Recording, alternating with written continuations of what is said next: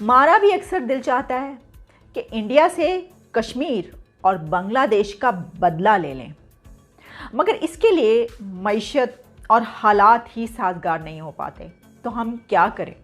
हम टीटीपी के बारे में कहते हैं, हिंदुस्तान हमारी जो सोच है वो हिंदुस्तान के बगैर तो मुकम्मल होती नहीं है। अफगानिस्तान से लेके बहिरा अरब तक लेके जहां भी हो, हमने हिंदुस्तान को जरूर बीच में लाना होता है। जो ज़हनी तौर पे बांझ कौम जनरेट करने का एक प्रोसेस शुरू हुआ था, क्या मैं ये दुरुस्त इसमें से डिराइव कर रहा हूँ? हमारे दिल में ये हसरत मचलती रहती है कि हम इंडिया से भी बदला लें और हम बांग्लादेश से भी बदला लें। कि एक तो ये कि उसने अलहदा करवा दिया, दूसरा ये कि वो अलहदा हो गया।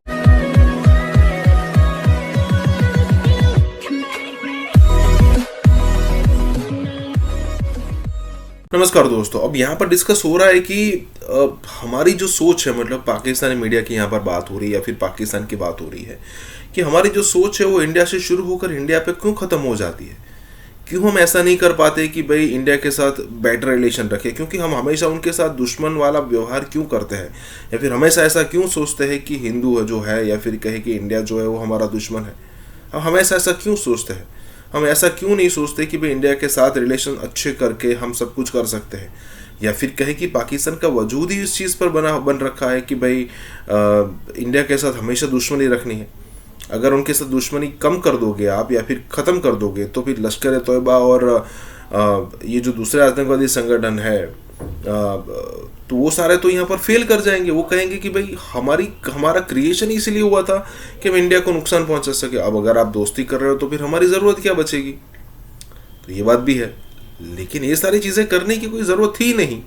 अब जैसे इंडिया और बांग्लादेश के भी रिलेशन अच्छे हैं तो इंडिया और पाकिस्तान के भी अच्छे हो सकते थे। इंडिया के चक्कर में पाकिस्तान ने अपना इतना नुकसान करवा लिया है कि आने वाले कई दशक तक वो इस नुकसान को भरपाई नहीं कर सकता।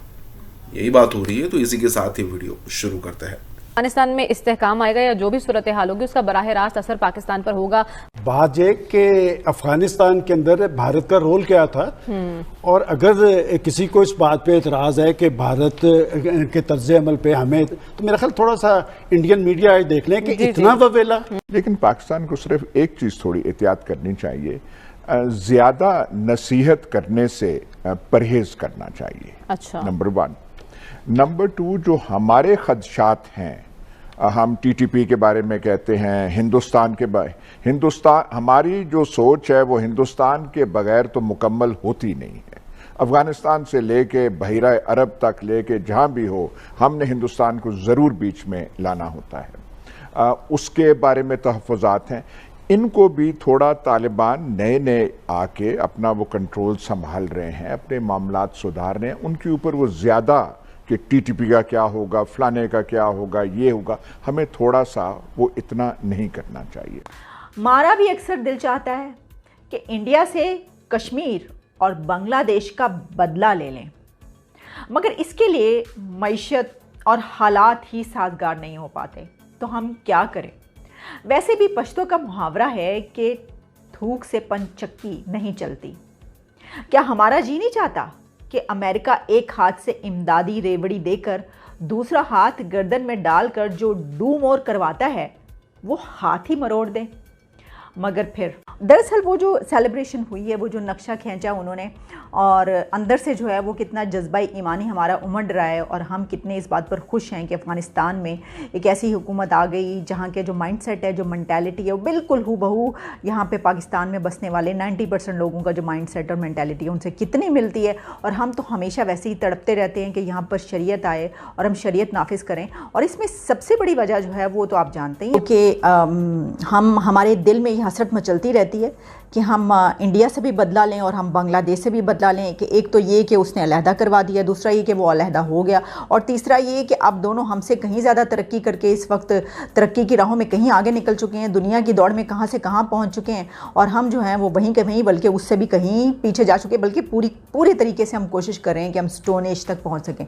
तो क्या किसी ने अफगानिस्तान की सूरत हाल को एक्सप्लॉइट करके पाकिस्तान के मुकामी सियासी हालात को तो चेंज नहीं कर दिया? ये जो है, ये तारीख जो है, ये मतलब कि एक 2-3 दफ़ा पाकिस्तान की 73 साल तारीख के अंदर ये हो चुका है। ठीक है, अफगानिस्तान के अंदर तब्दीली आ गई है, और अफगानिस्तान के अंदर तब्दीली जो आई है, उस तब्दीली का जो टोकन है वो हमें पकड़ा दिया गया। उसके लिए आपने चीन ही करनी, क्योंकि एक्सटर्नल फोर्स आ गई हमें और हम बड़े स्ट्रांग होते हैं। तारीख चौथी मर्तबा दोहराने जा रही। मैं सिर्फ आपसे पूछना चाह रहा हूं आपसे कि क्या मैं इतनी मायूसी जो फैला रहा हूं, ठीक है, और मैं खुद भी मायूस हूं, वैसे भी बंदा बीमारी के बाद जरा कमजोर हुआ होता है ना, तो मायूसी छाई होती है यार, जिंदगी का कोई मजा नहीं है। और कोरोना के बाद तो बंदे को किसी बात का टेस्ट भी नहीं आ रहा होता। तो मैं जो इतना मायूस हुआ हूं, क्या मैं सही मायूस हुआ हूं कि जनाब ये चौथी मर्तबा फिर पाकिस्तान के साथ वही होने लगा है कि एक्सटर्नल फैक्टर्स से फोर्स ड्राइव करके पाकिस्तान के अंदर जो ज़हनी तौर पे बांझ कौम जनरेट करने का एक प्रोसेस शुरू हुआ था, क्या मैं ये दुरुस्त इसमें से ड्राइव कर रहा हूँ? हम जो हम माशाल्लाह से जनरेशन्स ग्रोन अप हो रही हैं, जिस तरीके से हम उनको परवान चढ़ा रहे हैं, हमारे मदरसों की जिस तरीके से हम सेटअप हमने किया हुआ है, हम उनको मज़ीद भी तरक्की देना चाहते हैं, उसके लिए हम उनको फ़ंड्स भी देते हैं। तो ये सब चीज़ें जो हैं ये बहुत अहम किरदार अदा कर रही हैं हमें स्टोन एज में ले जाने के लिए। और फिर ये ख़वातीन के हवाले से जो हमारा नैरेटिव है वो तो ज़ाहिर है कि आप जानते हैं, वो तो मुकम्मल तौर पर एक ऐसा नैरेटिव है कि जो बिल्कुल हमें स्टोन एज में लेकर जाए। लेकिन हम बिल्कुल गलत कह रहे हैं। हम ये जो कह रहे हैं कि नहीं, यकसा निसाब जो है वो तो आपको कहाँ ले जाएगा भाई, आप कहाँ, दुनिया कहाँ पहुँच रही है और आप क्या बात कर रहे हैं। और हम ये कह रहे हैं भाई आपकी टेक्स्ट बुक्स में जो है वो डायग्राम्स जो है उनको क्यों आप बुरके पहना रहे हैं भाई। यहाँ पे तो आप सोचिए ना, अपने, बल्कि मैं एक वीडियो देख रही थी, उसमें देख रही थी पहाड़ों के अंदर से चलते जो है पता चलता है पहाड़ों के अंदर एक मदरसा निकलता है, और उस मदरसे के अंदर सैकड़ों बच्चे हैं जो कि पढ़ रहे हैं बैठ के। और वो उसी तरीके से जो है वो जिस तरह एक रोबोट होता है ना, वो सर हिला हिला के, रोबोट कहें क्या कहेंगे, कि जो आप एक ऐसी मशीन बना दें बस वो अपना काम करती रहे, उसी तरह सर हिला हिला के पढ़ रहे हैं। और उसके बाद कुछ अरसे के बाद जब वो बड़े होंगे तो उसके बाद उनका काम ये होगा कि उन्होंने जैकेट पहननी होगी और कहीं ना कहीं जाना होगा, और वहाँ पर जाकर आप वो खुद से स्टोन एज में पहुँच जाएंगे। वो पता नहीं किस जगह पहुँचेंगे, वो उसकी हम बात नहीं करते वरना फतवा लगने का अंदेशा है हम पे। लेकिन तो मैं ये देख रही थी कि वो तो वाकई स्टोन एज में, देखिए ना पहाड़ों के अंदर आप चलते चले जाएं।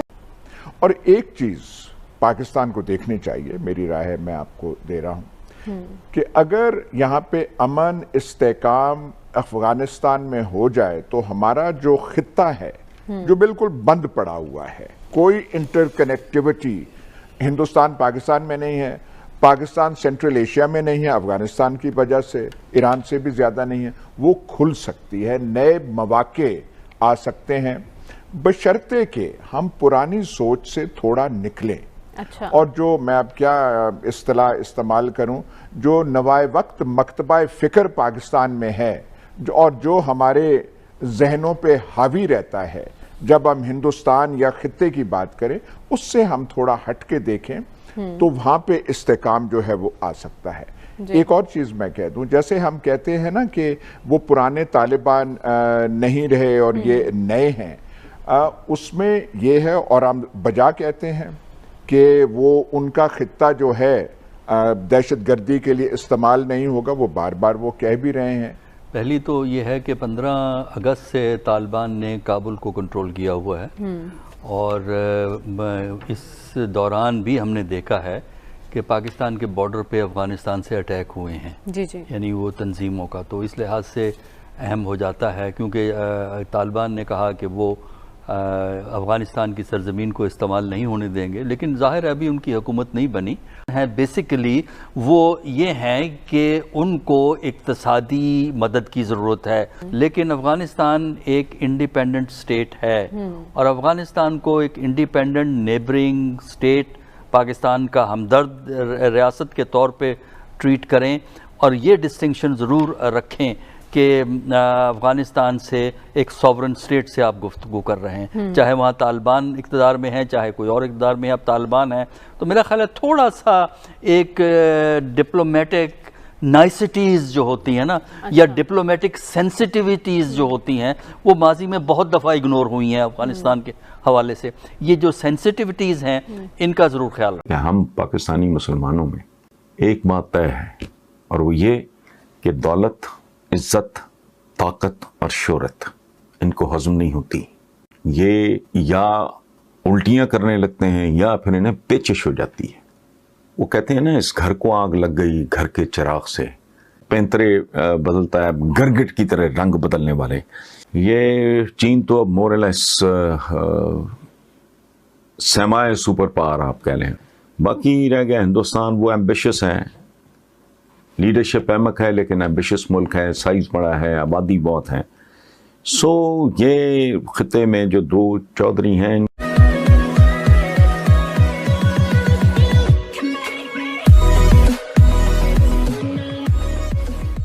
नमस्कार दोस्तों। अब यहाँ पर एक सिंपल बात हो रही है कि जब कभी भी यहाँ पर बात हो रही है पाकिस्तान की, यहाँ पर बात हो रही है पाकिस्तानी मुसलमानों की, कि जब कभी भी हमें शोहरत मिलती है हम पचा नहीं पाते।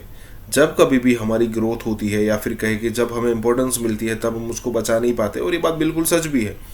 देखिए, जब तक अमेरिका का सपोर्ट था पाकिस्तान को तब तक उन्होंने मज़े किए, ठीक है। ना ही उन्होंने कुछ ऐसी चीज़ें की कि भाई ठीक है चलिए पैसा आ रहा है तो छोटा मोटा करप्शन कर लेते हैं, अदरवाइज़ ये सारा पैसा हम यूज़ कर सकते हैं हमारे ग्रोथ के अंदर, इंफ्रास्ट्रक्चर डेवलपमेंट के अंदर, या फिर कहे कि कोई इंडस्ट्री यहाँ पर डेवलप कर सकते हैं।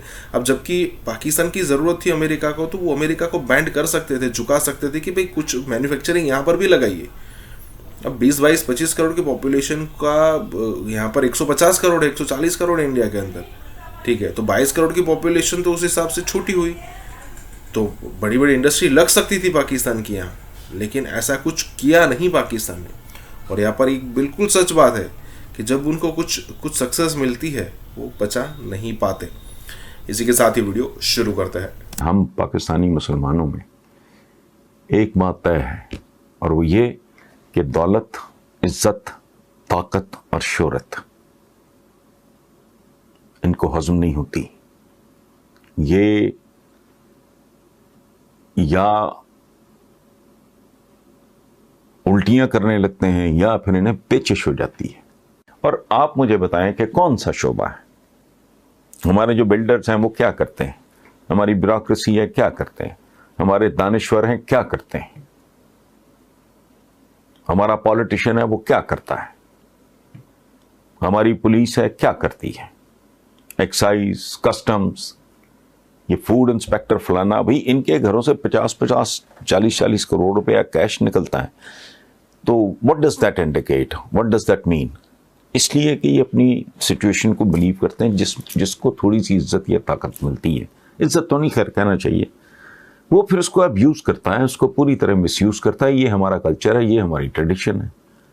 वो जो जस्टिस इफ्तिखार वाली वो थी तहरीक थी, उसके बाद वकला कम्युनिटी ने, हालांकि कमाल की बात है, हमारी सिविल सर्विस हो गई, वकील, डॉक्टर, इंजीनियर, ये लोग क्रीम ऑफ द सोसाइटी कहलाते थे। अब ये जो क्रीम है वो आपके सामने, इस पर मैं क्या तबसरा करूं? इस मुल्क में मैं देखो कह के तंग आ गया हूँ। अब तो मुझे बात करते हुए शर्म आने लगी है कि जब तक यहाँ 3 घंटों में जल्लाद काम नहीं करेंगे, या जब तक इस पूरे निज़ाम को तेज़ाब से गुस्ल नहीं दिया जाएगा, ये पाक नहीं हो सकता। सो आप इदारों को रो रहे हैं। इदारों का तो मैं बेसिकली ये समझता हूँ कि आपके 99% इदारे, आप कह रहे हैं ना कमज़ोर क्यों है? मेरा ख्याल है मर चुके हैं और इनको कब्र भी नसीब नहीं हो रही, इनको गोरकन भी नहीं मिल रहा, इनको कब्रिस्तान भी नहीं मिल रहा है, लाशें बाहर पड़ी हैं। सो ये जो कुछ हो रहा है आपके भी सामने है, मेरे भी सामने, क्यों होते जा रहे हैं उसकी वजह है। एक ही इलाज है, मुझे तो मुद्दत हो गई ये लिखते हुए, पहली बार नहीं कह रहा, पता नहीं सैकड़ों बार लिख भी चुका हूँ, कह भी चुका हूँ कि जब तक जल्लादों को ओवर टाइम नहीं मिलता इस मुल्क में, गेहूं के साथ घुन पिसता है, पिस जाए, लेकिन मुल्क को तो करार है, ये रुकेगा कहाँ सिलसिला? मुझे उससे खौफ आता है। वो कहते हैं ना, इस घर को आग लग गई घर के चिराग से, पैंतरे बदलता है गिरगिट की तरह रंग बदलने वाले ये लोग हैं, इनको सीरियसली ना लिया करें। दुआ करें कि ये कोई ऐसी हिमाकत कर बैठे हैं कि अपने मंतकी अंजाम तक पहुंच जाएं। जब तक ये हैं, ये एलिमेंट इस मुल्क में मौजूद है, ये गंदी, गलीज, नापाक, जाली, मसनूई, अवाम दुश्मन नहीं, अवाम खोर, आदम खोर, जमहूरियत जब तक इस मुल्क पे मसलत है, इसका कोई बंदोबस्त करो, हो सकता है, कोई रॉकेट साइंस नहीं है, there is always a way out. कुदरत उस वक्त तक किसी मसले को जन्म नहीं देती जब तक उस मसले का हल उसके अंदर मौजूद नहीं होता। सो अगर विजडम हो, विल हो, वे हो, तो बस सारा कुछ ठीक हो सकता है, तब तक ये बाज नहीं आएंगे। और बाकी हमारी जहालत ज़दा जो दानिश है इस मुल्क की, वो ये जो मार्केट हो रहा है इसको वो ख़रीद रही है, जमहूरियत है और फलां है और टमकां है, भारत अल्लाह ही बारस है। लेकिन मुझे यकीन है इंशाअल्लाह कि कम से कम अफवाज पाकिस्तान के हवाले से ये कम्युनिटी ना कभी कामयाब हुई थी ना होगी, लेकिन अल्लाह करे कोई फैसला कौन सा काम हो जाए, हम भी अपनी ज़िंदगी में देख लें कि मुल्क सही समत में ट्रैक पे चढ़ चुका है।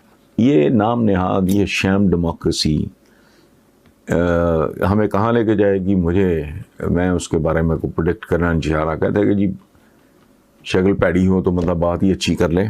सो I leave it to your imagination. यही हमारा मुकद्दर है, यही हमारी किस्मत है और शायद यही हमारे इन नाम नेहाद रहनुमाओं का डीएनए है। इससे ज़्यादा इस पर तबसरा करने की ज़रूरत नहीं। और एक और बात जो आप बात कर रहे हैं, जो इमरान खान ने कहा था, वो भी मसले का हल नहीं है, चूँकि हमारे बुज़ुर्गों का ये कॉल बड़ा इम्पोर्टेंट है कि 2 पाँव वालों की रखवाली मुमकिन नहीं है, उसकी एक हद होती है, उससे आगे नहीं हो सकता।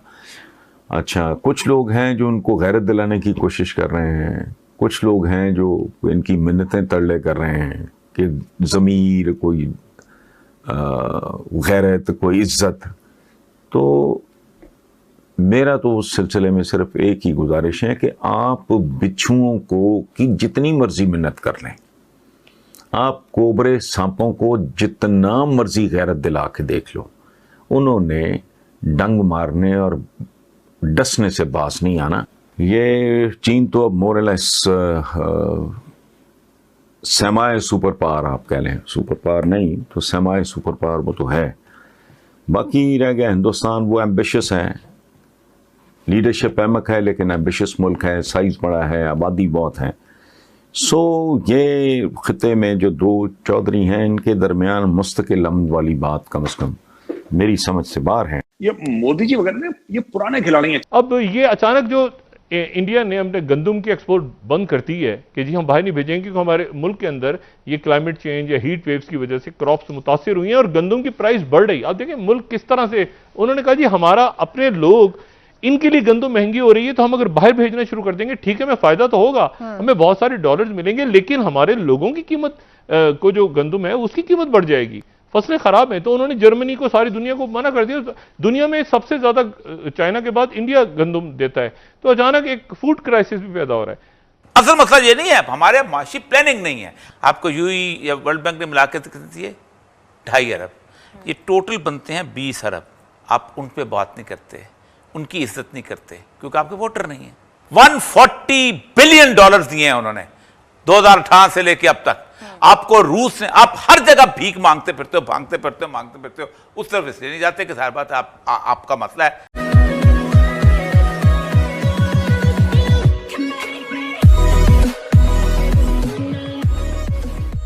नमस्कार दोस्तों, अब यहाँ पर बात हो रही है भारत की प्लानिंग की, प्रधानमंत्री मोदी की, कि प्रधानमंत्री मोदी किस टाइप का प्लानिंग करते हैं। और यहाँ पर मेजर गौरव आर्य भी कहते हुए नजर आते हैं कि भाई प्रधानमंत्री मोदी जो है वो पुराने खिलाड़ी है।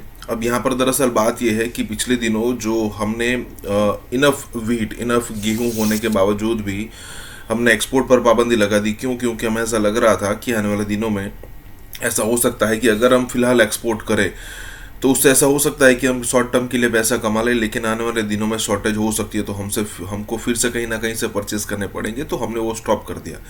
अब देखिए, कई बार ऐसा लगता है कि प्रधानमंत्री मोदी जो है वो जब वो सीएम थे गुजरात के, तब से उन्होंने कई सारे स्टेप्स उन्होंने सोच कर रखे थे कि अगर ये होता है प्रधानमंत्री बनने के बाद तो मैं ये करूँगा। जैसे होता है ना कि आप विजुलाइज करते हो, फैंटेसाइज करते हो कि अगर मेरे पास इतना पैसा आएगा, या फिर कहे कि मैं इस पोस्ट पर आऊँगा, या फिर कहे कि मेरा ये बिजनेस चल जाएगा तो मैं क्या करूँगा। तो यहाँ पर भी यही बात हो रही है। इसी के साथ ये वीडियो शुरू करते हैं। देखिए, साफ सीधी बात है, ये मोदी जी वगैरह ने, ये पुराने खिलाड़ी हैं चीमा साहब, ये पुराने खिलाड़ी हैं। पाकिस्तान में उल्टा हिसाब है, यहां से गंदम बाहर जाती है, वापस स्मगल करके यहाँ भेजते हैं और खरीद लेते हैं। यानी चीनी बाहर भेजते हैं, स्मगल करके फिर खरीद लेते हैं। इट्स अ शैम डेमोक्रेसी बाबा, हमें दीवार में सर मारना चाहिए। इतना भंडा मजाक हो सकता है किसी स्टेट में? इंडिया की जो स्ट्रेंथ है ना, दैट इज इंस्टीट्यूशंस। हमारे इंस्टीट्यूशंस बड़े जबरदस्त स्ट्रॉन्ग है। No one person can overturn the institution overnight. No one. Modi ji has got an absolute majority in Parliament. कल वो चाहे तो चुटकी बजा के कुछ भी कर सकते हैं, राइट? लेकिन इंस्टीट्यूशनली इंडिया इतना स्ट्रांग है कि मुझे नहीं लगता कि they will this thing. Dollar मुसलसल महंगे से महंगा होता जा रहा है और रुपए की इस बेकदरी का असर भी तो गैर गरीब पर ही पड़ेगा। कुछ हफ्तों से हम भी इस बात पे बहुत परेशान हैं कि रुपए के कदर में तकरीबन रोजाना गिरावट आ रही है। और अब आप ये देखिए कि आज तो 200 रुपए के लेवल पे भी गिर चुका है। हमारे रिजर्व्स में 5 अरब डॉलर की कमी आई थी, जो शायद तारीख का सबसे ज्यादा गिरावट है एक महीने में। और ये पिछली हुकूमत के दौर में ज्यादातर उसके नतीजा यही था। और हमारा तजारती खसारा पहले 9 महीने में 13 अरब डॉलर तक जा पहुंचा था। अब सवाल ये पैदा होता है कि अप्रैल के महीने में क्या हुआ है। अभी तक जो फिगर्स हैं वो स्टेट बैंक ने रिलीज नहीं किए हैं, मगर अप्रैल के महीने में 1 अरब डॉलर की और गिरावट हुई है, यानी कि हम डेफिसिट में फिर से रहे हैं। अप्रैल में कुछ कम। सही। इन हालात में आपके पास रिजर्व्स इस हद तक कम हो चुके हैं कि मुश्किल से 1.5-2 महीने के रिजर्व्स हैं आपके पास दरामदात के लिए। अगर हम 10 रुपये खर्च करते हैं ना, तो उसमें से 8 रुपये हम तेल के देते हैं, तो ये बाकी 2 रुपये हैं जो इसमें आप दवाइयाँ आप नहीं छोड़ सकते और बहुत सारी चीज़ें नहीं आप छोड़ सकते जो आपने वाकई मंगानी ही मंगानी है। ऑयल मंगाना है, मुख्तलिफ़ किस्म के ऐसी आइटम्स हैं जो कि आपके फॉर एग्जांपल आपके जनरेटर्स हैं और आपके एक्सकेवेशन मशीन है, ये मंगानी पड़ती है, वो छोड़ दें। ये बहुत साइड इफेक्ट, लेकिन चीज़ पर गौर नहीं करते हमारे। 2018 से लेके अब तक ओवरसीज पाकिस्तानियों ने 145 अरब रुपए दिए। आपको चीन ने कितने दिए? 3 अरब। आपको सऊदी अरब ने मिला के कितने दिए? 10 अरब। आपको यूएई या वर्ल्ड बैंक ने मिला के कितने दिए? 2.5 अरब। ये टोटल बनते हैं 20 अरब। आप उन पे बात नहीं करते, उनकी इज्जत नहीं करते, क्योंकि आपके वोटर नहीं है। आप उनको आज दें, 145 अरब दिए उन्होंने। ये चू चू करके लोगों का दिमाग खराब करते हैं। हमने ये बंद कर दिया, हमने ये बंद कर दिया। भाई मसला क्या है? वहां उनको छेड़ रहे हो तुम लोग। 140 बिलियन डॉलर दिए हैं उन्होंने 2018 से लेके अब तक। आपको रूस ने, आप हर जगह भीख मांगते फिरते हो, मांगते फिरते हो। उस तरफ इसलिए नहीं जाते कि सारी बात आपका मसला है कि वो आपको चोर चोर कहते हैं वहां पर। असल मसला ये नहीं है, हमारे माशी प्लानिंग नहीं है। आप मुझे ये बताइए कितने दिनों में ये बंद होगा, कितने उसके एलसी की सूरत हाल बनेगी, और क्या आपको चाइना के ऑर्डर जो आते हैं आप स्विचेस बंद कर देंगे? आपकी कहां पर आप खराबी हुई है? आपने पाकिस्तान की इंडस्ट्रीज को तबाह करके आपने बाहर की चीजों को आपने मंगवाना शुरू किया, उससे आपका सारा का सारा आपका बिल बढ़ता है। आपने फर्नीचर, आप कहेंगे ये तो जरूरत है, ये तो लग्जरी आइटम नहीं है। वो कहां से आता है? चीन से। पहले होता था गुजरात में बनता था, पहले आता था चंडीगढ़ में भी लगी है पाबंदी जी। लग्जरी में बनेगा, वो तो लिस्ट आएगी तो चलेगा। लग्जरी किसको समझते हैं? वो कहेंगे बेड तो लग्जरी नहीं है, फिर कहेंगे जी फर्नीचर की जहां दुकान ही कोई नहीं है। अच्छा, आप कहेंगे कि ये आटे में नमक। अच्छा, फिर आप सुने, आपके इलेक्ट्रॉनिक स्विचेस जो थे, ठीक है, आपके वो सारे जितने भी आपके रोज मकान, आपका बिजली की तारें जो हैं, ये वो जितने आपने इंडस्ट्री तबाह कर दी। और किसने तबाह की? पाकिस्तान को ट्रेडर्स हब किसने बनाया? शरीफ फैमिली ने। पाकिस्तान में उन्होंने ट्रेडर्स बैंक को बंद किया, आम आदमी को, ट्रेडर्स को कहा जाओ तुम खरीदो, क्या जरूरत है यहां फैक्ट्री लगाने की? तुम चीन मान जाओ। तुम जो आपको पता है कि जो कंपनियां आई हैं, टोयोटा, ये जो अपना सबसे पहले खुली थी जहां पर सुजुकी कार बनी थी। सुजुकी कार के साथ यह वायदा हुआ था कि 5 साल के अंदर अंदर आपने पाकिस्तान के अंदर स्पेयर पार्ट्स बनाने हैं। हर साल उनको रिलैक्सेशन दी गई। वो जाके कोरिया से खरीदते हैं और वह जाके बल्क में ले आते। आप अभी जापान जाए ना, आपको जापान में कोई बड़ी फैक्ट्री नजर नहीं आएगी।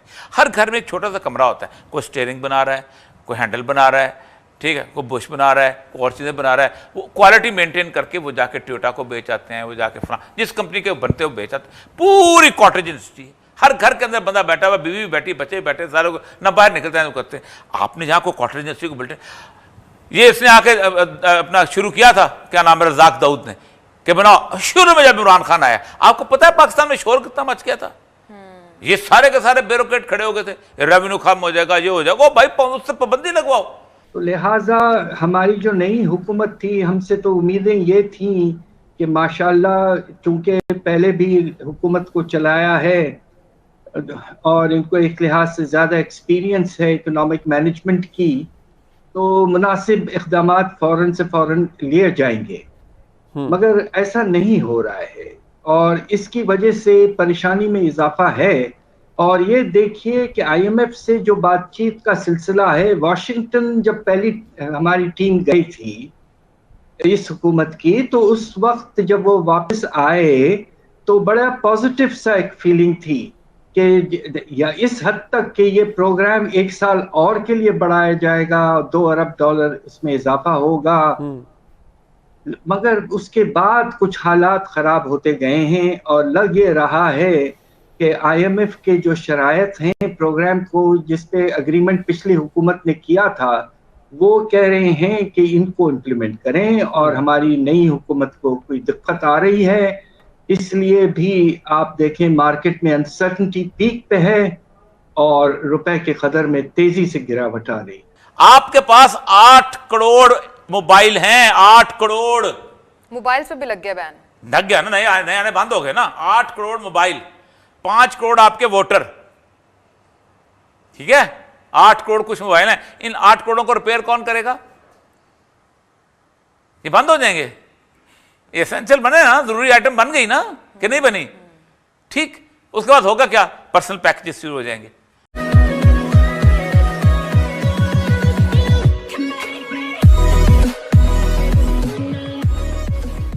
नमस्कार दोस्तों, अब यहाँ पर बात हो रही है आरएसएस की, राष्ट्रीय स्वयंसेवक संघ, जहाँ से प्रधानमंत्री मोदी आते हैं, जहाँ से भारत के बड़े बड़े लोग आते हैं, जैसे अटल बिहारी वाजपेयी हो गए, जैसे लाल कृष्ण आडवाणी हो गए। अब यहाँ पर बात ये हो रही है कि आरएसएस जिसको कहा जाता है कि हिंदुत्ववादी है या फिर हिंदूवादी है, दरअसल ऐसा नहीं है, वो कल्चरल एक ऑर्गेनाइजेशन है। नो डाउट हिंदुओं का एक ग्रुप है, लेकिन ऐसा वहाँ पर नहीं किया जाता कि आपको इसको पूजना चाहिए, इसको नहीं पूजना चाहिए। कभी भी आरएसएस उस बात पर पिच नहीं करता।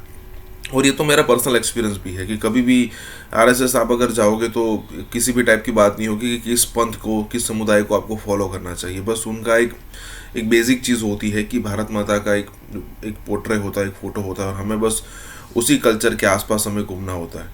और वो क्या कहते हैं कि जिस देश में आप रहते हो उसको, मतलब कि उसकी आपको एक अलग से फीलिंग होनी चाहिए।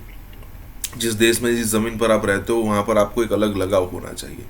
और इसीलिए जैसे यहाँ पर गौरव आर्य कह रहे हैं, मेजर गौरव आर्य कह रहे हैं कि किसी देवी देवताओं की फ़ोटो नहीं होती, वहाँ पर होता है भारत माता का फ़ोटो। इसी के साथ ही वीडियो शुरू करते हैं। क्या सोच क्या रहे हैं खास करके नरेंद्र मोदी साहब, जो कि और बीजेपी का माइंडसेट अगर हमें बताएं तो वे they want to take India, किस डायरेक्शन की तरफ इंडिया जा रहा है? मैं आपको बताता हूँ, एक बड़ी इंटरेस्टिंग सवाल है आपका, लेकिन इसका आंसर जियोपॉलिटिकल नहीं है, इसका आंसर कल्चरल है चीमा साहब। मैं आपको समझाता हूँ, पता नहीं हमारी इस मामले में बात हुई कि नहीं। अगर आप कभी किसी आरएसएस के फंक्शन में जाएंगे ना, आरएसएस में फंक्शंस बड़े होते हैं, टॉक है, ये डिस्कशन है, ये सब बड़ा होता है। आइडियोलॉजिकल ऑर्गेनाइजेशन है तो ये सब जाहिर सी बात है। और हिंदू ऑर्गेनाइजेशन आरएसएस, मैंने कभी आरएसएस के फंक्शंस में, जितना मैंने देखा है चीमा साहब, मैंने कभी आरएसएस के फंक्शन में भगवान की मूर्ति नहीं देखी। किसी ने करवाया होगा अलग से फंक्शन, बट आरएसएस का जो ऑफिशियल फंक्शन है, मैंने उसमें कभी हिंदू देवी देवताओं की फोटोग्राफ या उनकी मूर्तियां कभी नहीं देखी। मैंने हर समय भारत का नक्शा देखा है, भारत का मैप देखा है। और ये जितने भी आरएसएस वाले हैं, ये भारत जो का मैप है ना, जो नक्शा है इंडिया का, उसके सामने सर झुकाते हैं। They worship India. For them, India is not just a piece of land. For them, जैसे दिया जलाते हैं उसके सामने, जैसे आरती करते हैं भगवान के सामने ना, वो इंडिया के नक्शे के सामने करते हैं संघ वाले। और ये मैंने देखा है क्योंकि मैं उन फंक्शंस में शरीक रहा हूँ। एक नहीं 50 फंक्शंस, एक की बात। और नागपुर में जो गढ़ है आरएसएस का, वहां पे जाके बात कर रहा हूँ। They worship India, for them India is a living God, that is the mindset. तो जब आप आरएसएस का माइंडसेट समझ जाएंगे, तब आप मोदी जी का और अमित शाह साहब का माइंडसेट समझ जाएंगे। उनका माइंडसेट वही है। Now where does India see itself, मैं आपको बताता हूँ। इस कल्चरल प्रिज्म के थ्रू देखिए, तब आपको समझ में आएगा ये पूरी जो फॉरेन पॉलिसी है जयशंकर साहब की, हो क्या रही है। ठीक है सर, बात यह है कि India sees itself as energy self sufficient, जिसकी तरफ से इंडिया ग्रीन टेक्नोलॉजीज में बहुत ज्यादा इन्वेस्टमेंट कर रहा है। जर्मनी ने भी अभी करी है। ठीक है, 10 billion euros is one small part of it. India खुद इससे कई गुना ज्यादा कर चुका है खुद अपने मुल्क में। हमारी टाटा है, महिंद्रा है, जितनी भी हमारी कंपनीज है इंडिया की, सब के सब इलेक्ट्रिकल व्हीकल्स की ओर जा रही हैं, सोलर की ओर जा रहे हैं, सब लोग विंड टेक्नोलॉजी की ओर जा रहे हैं। ये सब चल रहा है इंडिया में और बड़े वॉर फुटिंग पे चल रहा है।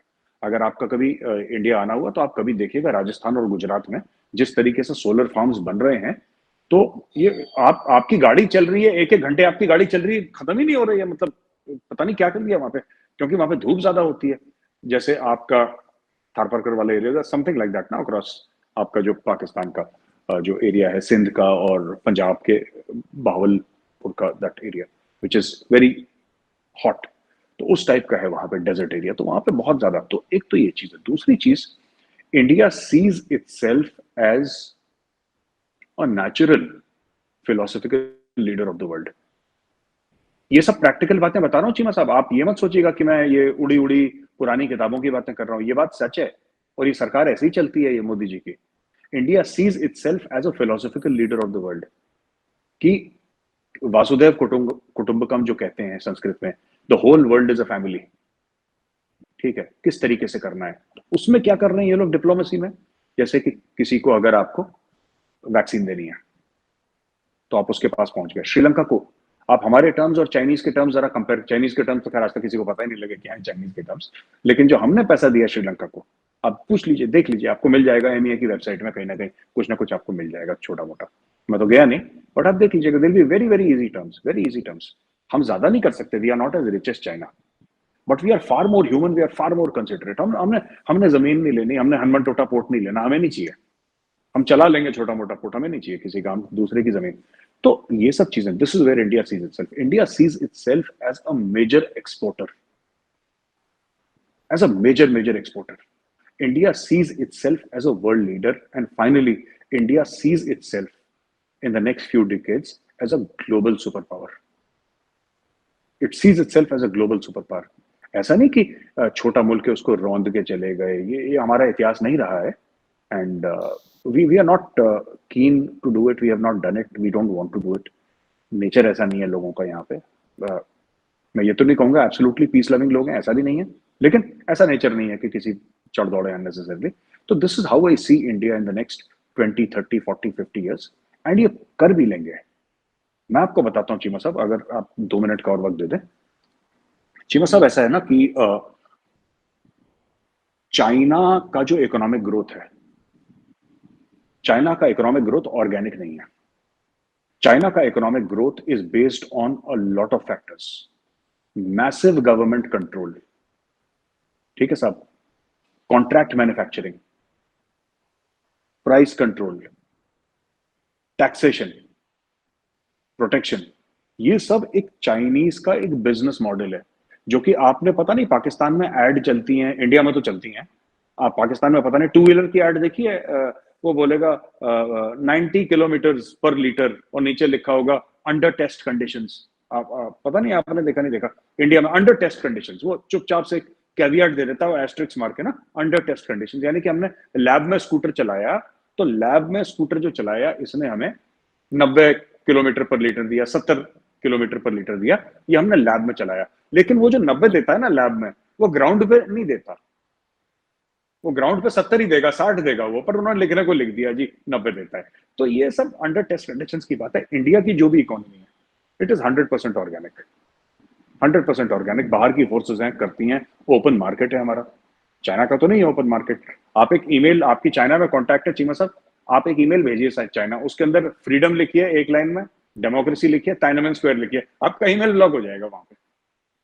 आप कोशिश करिएगा, 2 हफ्ते बाद पहुंचेगी आपकी ईमेल ब्लैक ब्लैक करके, पूरा ब्लैकआउट करके आपकी। आप कुछ भी लिख दीजिएगा, the weather is very good and today in Islamabad we spoke about democracy. वो वहां पे उनके सर्वर पागल हो जाएंगे कि ये पाकिस्तानी क्या कर रहे हैं, ये डेमोक्रेसी हमारे अंदर कुछ लोगों में बीमारी फैला रहे हैं यहाँ पे। They will block your email. तो ऐसा है, we see ourselves as world leaders but benign world leaders. America वाला नहीं कि इस पे बम मार दिया, रशिया वाला नहीं है कि यूक्रेन पे चढ़ दौड़े, चाइना वाला नहीं है कि ऐसे कर्ज दिया कि दूसरा बिल्कुल गुर्दा कलेजी उसके रखवा लिया गिरवी ना, ऐसा नहीं है।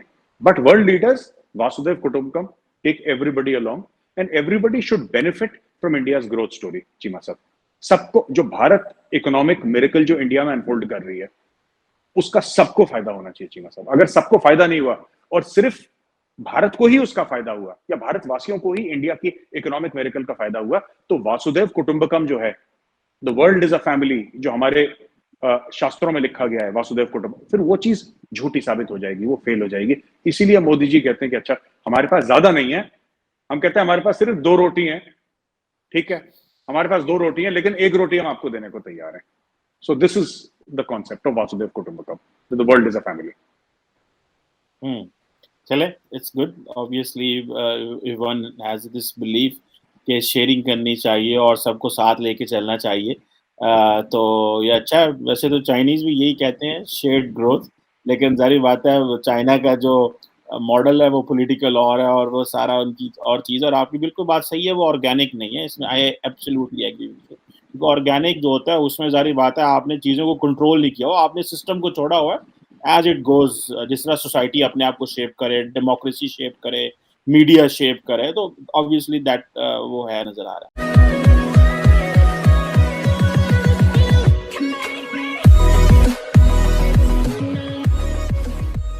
नमस्कार दोस्तों, अब प्रधानमंत्री मोदी के आने के बाद एक चीज़, और पिछले अगर 2-3 सालों से देखो तो एक चीज़ बहुत ही अलग हो रही है कि भाई जिस चीज़ के लिए इंडिया किसी और कंट्री के सामने हाथ फैलाया करता था, जिस चीज़ों के लिए, उस चीज़ में इंडिया ने सोच लिया है कि हम खुद उसमें आत्मनिर्भर बनेंगे। चाहे वो कोरोना की वैक्सीन हो, चाहे यहाँ पर सेमीकंडक्टर की बात हो रही है वो हो।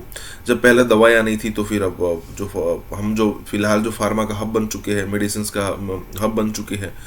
कहने का मतलब ये है कि कई सारी चीज़ें ऐसी है जहाँ पर इंडिया में पहले चीज़ें नहीं हुआ करती थी और आज जो है वहाँ पर इंडिया की तूती बोलती है, जैसे IT इंडस्ट्री हो गया। और यहाँ पर वही बात है सेमीकंडक्टर की। अब इंडिया जो है वो सिर्फ, ना ही सिर्फ इंडिया, पूरा का पूरी जो दुनिया है वो ताइवान पर निर्भर करती है। चाइना पर भी थोड़ा निर्भर करती है लेकिन ताइवान पर निर्भर करती है। और जैसे ही यहाँ पर कोरोना टच किया था, कोरोना ने हिट किया था पूरी दुनिया को, तो ये जो सप्लाई चेन है वो टूट गया था। तो उसके बाद हमने जो एक अलग से प्रिकॉशन लिया कि हम टोटल 10 बिलियन के आसपास, $10 बिलियन के आसपास की यहाँ पर जो भी कंपनी यहाँ पर एस्टेब्लिश करेंगे उनको यहाँ पर फ़ायदा देंगे। $10 बिलियन के आसपास, मतलब फ़ायदा जिस टाइप के कि भी इलेक्ट्रिसिटी यहाँ पर रेट कम कर दिया या फिर ज़मीन के प्राइस कम कर दिए, इस टाइप से। तो अब जो है वो इंडिया, मतलब इस बात को हर किसी ने नोट कर लिया है कि आने वाले कुछ सालों के अंदर इंडिया जो है सेमीकंडक्टर के अंदर हब बनने वाला है। इसी के साथ ही वीडियो शुरू करते हैं।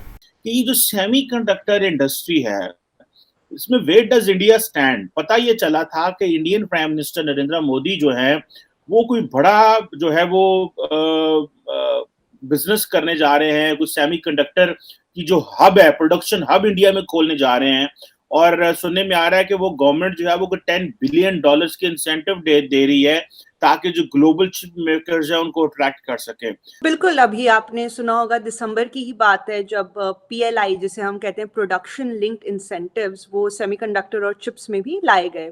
तो PLI वैसे कोई काफी अलग सेक्टर्स में भी है, करीबन 14 PLI अभी इंडिया में है। और इसमें पूरा जो थिंकिंग यही रहती है कि अगर कोई भी प्रोड्यूसर है, मैन्युफैक्चरर है, उसे अगर वो कोई चीज़ मैन्युफैक्चर प्रोड्यूस कर रहा है तो गवर्नमेंट उसे इंसेंटिव्स देती है। और ये ऐसी जगह में भी स्ट्रेटेजिकली किया गया है जहाँ पे बहुत ज़रूरत है इंडस्ट्री को आगे बढ़ाने की। अब जैसे आप चिप्स देख लें, इंडिया जो है अभी चिप डिज़ाइनिंग में तो इंडिया काफ़ी काम कर रहा है, लेकिन वो एक आउटसोर्स तरीके से कर रहा है। तो एक थोड़ा सा अगर मैं आपको पृष्ठभूमि थोड़ी चिप मैन्युफैक्चरिंग की पहले हम लोग बात कर लें, फिर इंडिया की बात करेंगे। तो जैसे चिप मैन्युफैक्चरिंग जब होती है तो उसमें 3 स्टेजेस होते हैं। एक होता है चिप डिज़ाइनिंग, जो कि ज़्यादातर US, नेदरलैंड्स ऐसे एकदम डेवलप्ड कंट्रीज कर रहे हैं।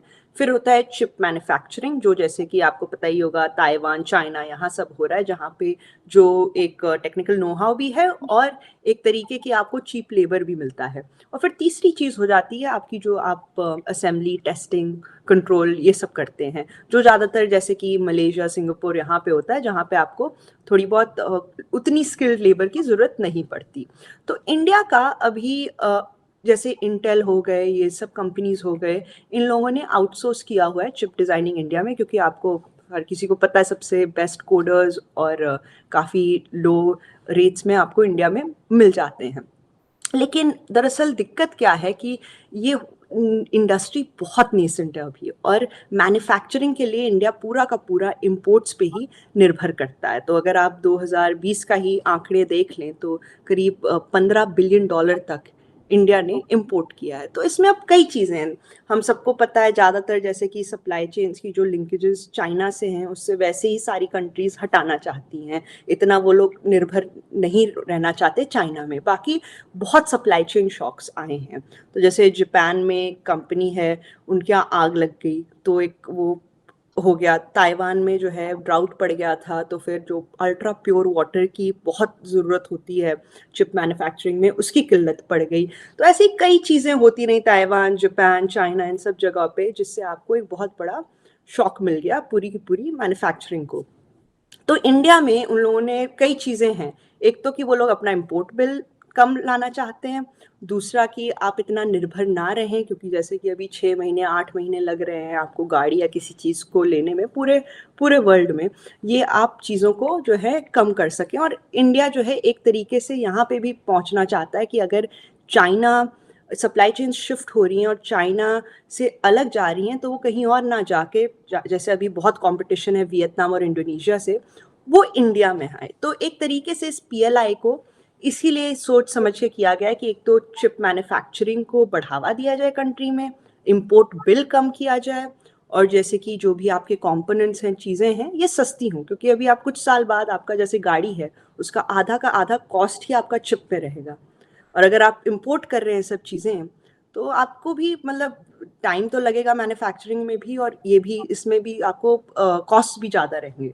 तो अभी गवर्नमेंट ने कहा है कि यदि कोई भी अगर मैन्युफैक्चरिंग प्लांट डालता है, जैसे आप फैब्रिकेशन फाउंड्रीज कहते हैं चिप्स के लिए, तो उसमें 50% आधा हिस्सा जो है गवर्नमेंट कवर करेगी, और ये 10 बिलियन तक 6 साल का इन लोगों ने बोला है, और आगे कह रहे हैं कि आगे भी और इसे एक्सटेंड कर सकते हैं, और साथ में यदि कोई सॉफ्ट लोन्स या फिर कोई लैंड वगैरह चाहिए होगी तो उसमें भी हेल्प करेंगे। मेरे ख्याल से ये एक पहला कदम अच्छा है, लेकिन और भी बहुत कुछ करने की ज़रूरत है, क्योंकि यदि आप देखें तो एक फाउंड्री सेटअप करने में ही आपको 10 बिलियन लग जाते हैं।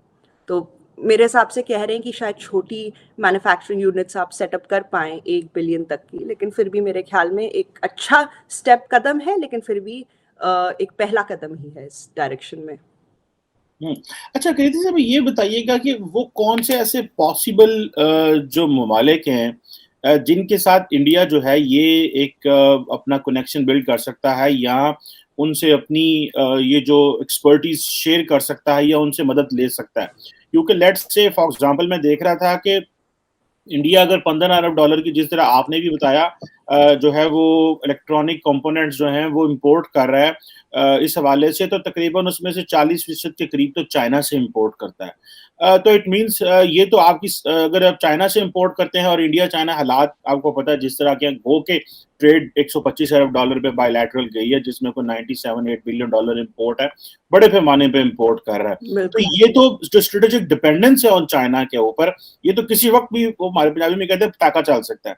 सो that is where the problem is. So आप क्या देखते हैं इसमें, कोई जो स्ट्रेटेजिक ऑटोनॉमी की बात करता है इंडिया, उसमें भी कुछ चीज है, जैसे फॉर एग्जांपल ताइवान के पास जाना या इस तरह की चीज ना, इसके इंडिया का क्या प्लान है? अपने ऊपर ये सारी डिपेंडेंस करनी है, अपनी जो खुद जनरेट करना है, या डाइवर्सिफिकेशन करनी है? और फिर जो वो नरेंद्र मोदी साहब कहते हैं कि 2070 तक, बल्कि रिसेंटली जब यूके के प्राइम मिनिस्टर बोरिस जॉनसन आए थे, तो वो कह रहे थे 2047 तक हम एनर्जी में सेल्फ सफिशिएंट होंगे।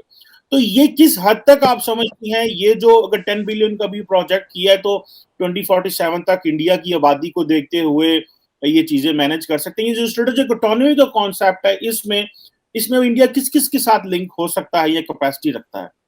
नहीं, बहुत अच्छा प्रश्न आपने पूछा है। तो स्ट्रेटेजिक डिपेंडेंस तो सभी की है। अगर कोई चीज़ अगर कोविड ने हमें दिखाई है, तो हमने दिखाया है कि किस तरीके से हम लोग सप्लाई चेन्स के लिए और कई चीज़ों के लिए, चाहे वो क्रिटिकल मिनरल्स हो गए, रेयर अर्थ्स हो गए, आपकी जो ये चिप मैन्युफैक्चरिंग हो गई या बाकी चीज़ें होंगी, उनके लिए आप किस हद तक निर्भर हैं चाइना पे। और ये सिर्फ इंडिया की बात नहीं है, कई कंट्रीज़ की बात है। और इसीलिए हर कोई एक कोशिश कर रहा है कि अब अपने आप अपने आत्मनिर्भर हो। ये सिर्फ इंडिया की बात नहीं है, यूएस वगैरह सारी कंट्रीज एक जो है ना चिप नेशनलिज्म जिसे आजकल कहा जा रहा है, वो बहुत बढ़ रहा है।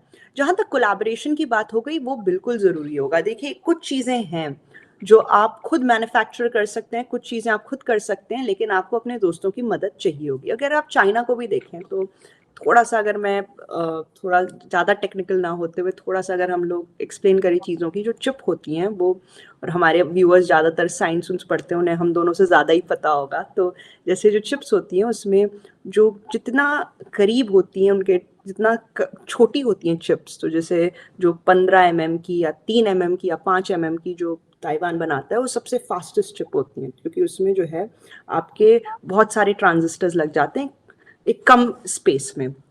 तो ये सब जो कटिंग एज चिप्स है, जो आपकी मतलब सबसे कटिंग एज टेक्नोलॉजी में जाती है, सब ईवी मैन्युफैक्चरिंग में जाती है, इन सब चीज़ों में जाती है, वो सब आपकी ज़्यादातर ताइवान से आ रही है, जो मैन्युफैक्चर हो रही है। चाइना भी अभी तक सिर्फ 15 mm तक की चिप्स बना पाया है। इंडिया जो है अभी फोकस कर रहा है। अभी इंडिया में आई थिंक ऑलरेडी एक मोहाली में प्लांट है जो 150 mm की चिप्स मैन्युफैक्चर करता है। अभी इंडिया चाह रहा है कि वो 30 to 40 mm की चिप्स तक मैन्युफैक्चर करे। बहुत कटिंग एज नहीं है ये, लेकिन फिर भी इसमें अच्छी बात ये है कि आपकी ये चिप्स अभी भी जो हैं बहुत सारी नॉर्मल डे चीज़ों में इस्तेमाल होती हैं, चाहे वो डिस्प्लेस हो गए, बाकी अप्लायंसेस हो गए। तो एटलीस्ट आप वो जो 15 बिलियन तक का एक्सपोर्ट बिल है, उसमें कुछ तो आप कम कर रहे हैं। जहाँ तक अब बात हुई कटिंग एज टेक्नोलॉजी की, उसमें इंडिया को हेल्प लेनी पड़ेगी बाकी कंट्रीज़ की। तो चाहे वो अगर चिप डिज़ाइन में हो गया, तो आप यूएस या जो स्कैंडिनेवियन कंट्रीज़ हैं उससे लें। आप बस आउटसोर्सिंग ना करें, आप अपने इंडिया में भी कुछ इंडस्ट्रीज़ बढ़ाएं जो सिर्फ आउटसोर्सिंग का काम नहीं कर रही, जो खुद चिप डिज़ाइनिंग का काम कर रही हैं। मैन्युफैक्चरिंग में आप जो चीज़ें आपकी कैपेबिलिटी में हैं उससे शुरू कर सकते हैं। और जहाँ तक असेंबली वगैरह की बात है, उसमें तो आप काफ़ी मार्केट कैप्चर कर सकते हैं सिंगापुर वगैरह से। तो मेरे ख्याल में आपको थोड़ा स्ट्रेटेजिक होना पड़ेगा इंडिया को, कि कुछ चीज़ें तो वो घर पे कर सकते हैं, कुछ चीज़ें जैसे आप अपने दोस्तों के साथ करें। तो जैसे मैन्युफैक्चरिंग में वेदांता जो है बहुत जाना माना इंडिया का रिसोर्सेज ग्रुप, उनने कहा है कि वो लोग फॉक्सकॉन के साथ करेंगे, जेवी करेंगे, और वो मेरे ख्याल से अच्छा आइडिया है। वैसे ही जो टाटा हैं, उनने कहा है वो लोग 300 मिलियन तक का इन्वेस्टमेंट करेंगे, और मेरे ख्याल में वो भी कुछ ना कुछ टेक ट्रांसफ़र वगैरह तो उसमें कोई एलिमेंट रहेगा। तो मेरे ख्याल में जो जेवी फ्रेंडली कंट्रीज़ के साथ एक अच्छी चीज़ है, स्पेशली मैन्युफैक्चरिंग के लिए, क्योंकि मैन्युफैक्चरिंग में आपको देखिए इन्वेस्टमेंट भी बहुत चाहिए, और वो उसके लिए आपको जो है बाहर की हेल्प लेना हमेशा बेहतर रहता है। लेकिन जहाँ तक चिप डिज़ाइन की बात है, वहाँ हम लोग काफ़ी सक्षम हैं, और वहाँ पे हम लोग काफ़ी काम अभी भी शुरू कर सकते हैं अपने आप अंदर ही इंडिया में करना।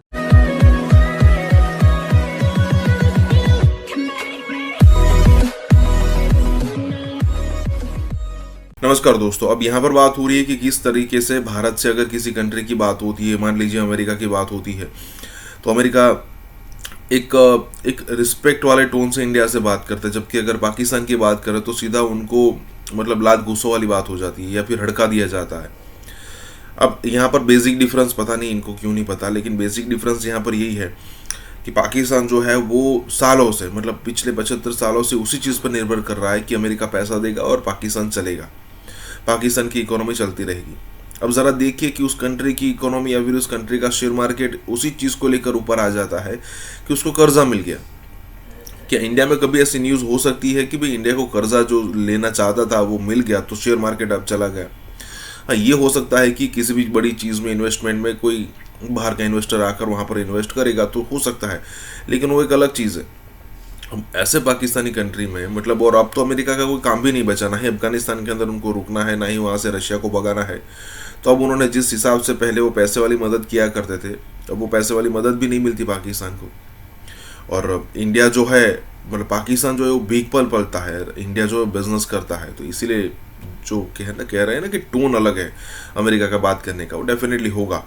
इसी के साथ ही वीडियो शुरू करते हैं। जब कभी भी हिंदुस्तान के साथ अमेरिका की बातचीत होती है तो लोबो लहजा मुख्तलिफ होता है, जब पाकिस्तान के साथ बातचीत होती है तो लोबो लहजा मुख्तलिफ होता है। भारत जो है वो बहुत आगे जा चुका है। देखिए क्वाड जैसे क्वाड्रिलेटरल सिक्योरिटी डायलॉग जैसे प्लेटफॉर्म आ चुके हैं। इंडिया के अपने बायलैटरल ताल्लुकात बहुत ज्यादा मुमालिक के साथ बड़े पैमाने पर वो एस्टैब्लिश कर चुके हैं। और पाकिस्तान इस सारे प्रोसेस में कंप्लेंट्स करता रहा, आपस में लड़ता झगड़ता रहा। फिर हमारे इकोनॉमिक चैलेंजेस हैं, फिर हमने 15 साल ये दहशतगर्दी की जंग में जो हम मसरूफ रहे, इंडिया उस वक्त ग्रो कर रहा था। सो मामलात हमारे और उनके बड़े डिफरेंट हो गए। और अबव ऑल इंडिया ने ये एक चीज कर ली है कि उन्होंने थर्ड पार्टी जो इन्वॉल्वमेंट थी हमारे साउथ एशिया में, उसको उन्होंने ऑलमोस्ट जो है वो बैन हो गए हैं। कोई मुल्क जो है वो पाकिस्तान की बात सुनने को तैयार नहीं है। जी, बल्कि इस वक्त आप रिसेंटली जितने भी मुलाकातें इंडिया के अंदर हुई हैं, या India America, India England, India Japan, और अभी इधर जो बाकी वो करके आए हैं, वो पाकिस्तान का जिक्र बड़े कोई अच्छे अल्फाज से नहीं कर रहे। और ठंडे दिल से हमें सोचना है। देखिए मैं आपको बताऊं, इस वक्त फौरी जो मसला है पाकिस्तान का, ये कोई हल नहीं है कि कभी हम सऊदी अरेबिया के पास जाके हाथ फैलाएं, कभी चाइना के पास जाएं, कभी IMF के पास जाएं। इस वक्त आज की फिगर है कि 38 अरब डॉलर इंपोर्ट और एक्सपोर्ट का खसारा हो चुका है 10 महीने में। और आपके पास जो टोटल रिमिटेंस है आपकी बाहर की, वो 25 अरब डॉलर है। 13 अरब डॉलर का तो खसारा है करंट अकाउंट में इन 10 महीने में।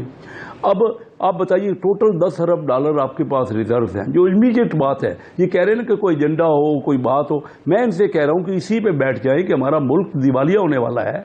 तो इस मरतबा जो मुलाकात होने जा रही है, यकीनी तौर पे ग्लोबल फूड सिक्योरिटी समिट में शिरकत भी करेंगे पाकिस्तानी वज़ीर ख़ारजा। आप क्या समझते हैं, इतनी सारी पीछे तलखियाँ हैं, सर्दमैरियाँ हैं, क्या तवक्को करते हैं, कैसी बातचीत होगी? देखिए मैं समझता हूँ कि पाकिस्तान अमेरिका ताल्लुकात में इतनी अर्जेंसी है और इतनी ज़रूरी है बात करने की कि फॉरेन मिनिस्टर जो है वो इस कॉन्फ्रेंस पे जो है वो सिक्योरिटी कॉन्फ्लिक्ट एंड फूड्स, हाँ, तो अब इमेजिन कर लें अर्जेंसी को, और जो गैप है, बैकलॉग है, बहुत कुछ डिस्कस करना है। पाकिस्तान का बड़ा सारा व्यू उन्होंने लेना है, जो वे समझते हैं कि वो लेना चाह रहे हैं, और वो समझना चाह रहे हैं कि पिछले ये 3-4 साल में क्या हुआ। और जब से बाइडेन एडमिनिस्ट्रेशन आई है तो बिल्कुल ही ताल्लुकात जो थे वो डाउनग्रेड हो चुके थे। अमेरिका ने ये तो पहले ही फैसला कर लिया हुआ था। और मजे की बात है, इस सारे प्रोसेस में यहाँ स्टेट डिपार्टमेंट छोटी सी ब्रीफिंग स्टेटमेंट देता था, यहाँ जो है वो व्हाइट हाउस देता था। कभी कोई बड़े पैमाने पे कोई स्टेटमेंट कभी यहाँ से पाकिस्तान पे नहीं आई है। हाँ, अभी जारी बात है, एजेंडा बहुत बड़ा है। वो देखना चाह रहे हैं कि पाकिस्तान किस लेंस में आगे जाना चाह रहा है। और उनको पता है कि जो सीरियस स्टेक होल्डर्स हैं पाकिस्तान में, वो समझते हैं कि ताल्लुकात किस चीज़ के हैं, किस तरह आगे लेके जाने हैं। कि अब जो है ताल्लुकात हकीकत पसंदाना अंदाज में आगे बढ़ाना होंगे, तो आप समझते हैं कि जो एतमाद मजरूह हुआ पाक अमेरिका ताल्लुकात में, जो पिछली हुकूमत के दौरान सबसे बड़ा जिसे कहते हैं कॉन्फिडेंस ब्रीच, तो ये कॉन्फिडेंस दोबारा बिल्डअप हो पाएगा? चूंकि बहुत ही स्ट्रेटेजिक लेवल के ताल्लुकात हैं पाकिस्तान अमेरिका के। जी मतीन साहब, बहुत शुक्रिया। मैं समझता हूँ जो आपने बात की है इसमें बड़ा इस तरह का वजन है कि अमेरिका के अंदर एक गुस्सा भी था, लेकिन वो एक साइलेंट किस्म की जो है वो था। उसमें यह था कि अमेरिकन ये समझते थे कि जिस तरह साबिक वज़ीर-ए-आज़म इमरान खान अमेरिका पे इल्जाम लगा रहे थे रजीम चेंज का, और अभी भी एक पब्लिक डिस्कोर्स बिल्ड कर रहे हैं, तो उसमें नई गवर्नमेंट और एस्टैब्लिशमेंट का व्यू पॉइंट क्या आता है। और खास तौर पे जो आपको पता है कि अमेरिका के अंदर और इंग्लैंड के अंदर आपको पता होगा फॉर्मर नेशनल सिक्योरिटी एडवाइजर जो थे मोहित यूसुफ साहब का इंग्लैंड का दौरा ना हो सका क्योंकि ये रशिया चले गए थे। और इस वक्त एक लंदन अमेरिका में और पूरे वेस्ट में गुस्सा था कि ये पाकिस्तान कर क्या रहा है। तो वो जो जनरल बाजवा ने इस्लामाबाद सिक्योरिटी डायलॉग में एक स्पीच दी थी, वहां से मामलात थोड़े बेहतर हुए थे, जिससे एक बड़ी पॉजिटिव वाइब्स गई कि बेसिकली, और पॉजिटिव वाइब्स आई कि पाकिस्तान में जो इंपॉर्टेंट हल्के हैं वो क्या सोच रहे हैं और साथ में अगर मैं ये भी कहूं कि पाकिस्तान के डेमोक्रेटिकली इलेक्टेड गवर्नमेंट की जो पॉपुलिस्ट नैरेटिव था उसको भी रिजेक्ट किया गया कि ये इस वक्त अपनी पार्टी के हक में तो सोच रहे हैं, मुल्क के हक में नहीं सोच रहे। अभी की जो डेवलपमेंट है वो ये है कि मैं समझता हूं कि अमेरिका में जो पाकिस्तान के सफीर है मसूद खान साहब, उनके लिए यहाँ पे काम करना इंतहाई मुश्किल वक्त चीजें हो चुकी थी, क्योंकि अमेरिकन ऑपरेटर्स जो था, इंस्टीट्यूशन जो थे, वो उस तरह ओपन अप नहीं हो रहे थे कि एक तरफ आपका वजीर आजम या साबिक वजीर आजम आप अमेरिका पे इल्जाम लगा रहे, और अमेरिका के अंदर मैं मतीन साहब बताऊं, यहाँ पे बहुत सारे लोग गुस्सा कर रहे थे कि अमेरिकन गवर्नमेंट पाकिस्तान को रिस्पॉन्ड क्यों नहीं कर रही, और ये बड़े हल्के पैमाने पर सिर्फ जी और इन्होंने कहा कि ये रिस्पॉन्ड क्यों नहीं कर रहे। क्या ये डिक्लाइन ऑफ अमेरिकन पावर है कि इस्लामाबाद में पाकिस्तान जो कि अमेरिकन एड के ऊपर बड़ा तिर गुजारा करता रहा या बायलैटरल ताल्लुकात इस तरह की रही, तो उन्होंने टफ लाइन क्यों नहीं दी? अमेरिका के अंदर ये एक इंतजार था कि देखें एस्टैब्लिशमेंट और ये दो सियासी जमातें क्या करेंगी। तो मेरा ख्याल है जो एस्टैब्लिशमेंट ने सोचा था कि इमरान खान तो उस तरह डिलीवर नहीं कर सके, तो अभी शहबाज शरीफ साहब को तो भेजो मिडिल ईस्ट और चाइना, और बिलावल को भेजो अमेरिका, तो वो जो डैमेज जो इमरान खान ने किया था वो ये दोनों कर सकते हैं। सो मेरा ख्याल है इस ट्रिप की वजह से अमेरिका के अंदर माहौल बेहतर होगा, अदारों में थोड़ी बर्फ पिघलेगी, मसूद खान साहब के लिए काम करना आसान होगा पहले, वरना उनके लिए माहौल बहुत ज्यादा यहाँ पे मुश्किल था। वो किससे राब्ता करते? पाकिस्तान में तो इल्जाम लग रहे थे, और अमेरिका ने बड़ा पेशेंस शो किया जी, क्योंकि अगर आप अमेरिकन से मिले तो वो कह रहे हैं कि पेशेंस शो किया है, उन्होंने वेट किया है कि पाकिस्तान की बाकी हुकूमत, बाकी जो आने वाली गवर्नमेंट है और एस्टैब्लिशमेंट इस सारे क्राइसिस को कैसे रिस्पॉन्ड कर रही है। जो पॉजिटिव रिस्पॉन्स करने की बेस पे उन्होंने कोई टफ लाइन नहीं ली, और मैं समझता हूं कि ये जो इस्लामाबाद में जो अमेरिकन डिप्लोमेट बैठे हैं, ये मेरी पर्सनल असेसमेंट है कि उनके पुश करने पे ये कॉल हुई है, क्योंकि उनको पता था कि चीजें बेहतर हैं, और इमरान खान साहब का वो जो बैड पैच था जिसमें वो अपने इलेक्शन जीतने और अपने आप को सियासी तौर पे जिंदा रखने के लिए पाक अमेरिका ताल्लुकात खराब करके चले गए, आइंदा आने वाली हुकूमतें ऐसा कुछ नहीं कर रही। ये कितना मुमकिन होगा हमारे लिए कि हम बैलेंस बरकरार रख सकें पाकिस्तान के वाशिंगटन के साथ ताल्लुकात में और साथ साथ बीजिंग के साथ ताल्लुकात में, चूँकि पाक चाइना ताल्लुकात के हवाले से भी यकीनी तौर पे अमेरिका के बहुत तहफ़्फ़ुज़ात होते हैं। जी डॉक्टर साहब। जी देखिए, इसमें 3 महरक़ात हैं जो कि जिसकी वजह से हमारी एक नेशनल सिक्योरिटी कंपल्शन है कि हम एक बहुत क्लियर एक मल्टीपोलर वर्ल्ड में एक साइड नहीं ले सकते।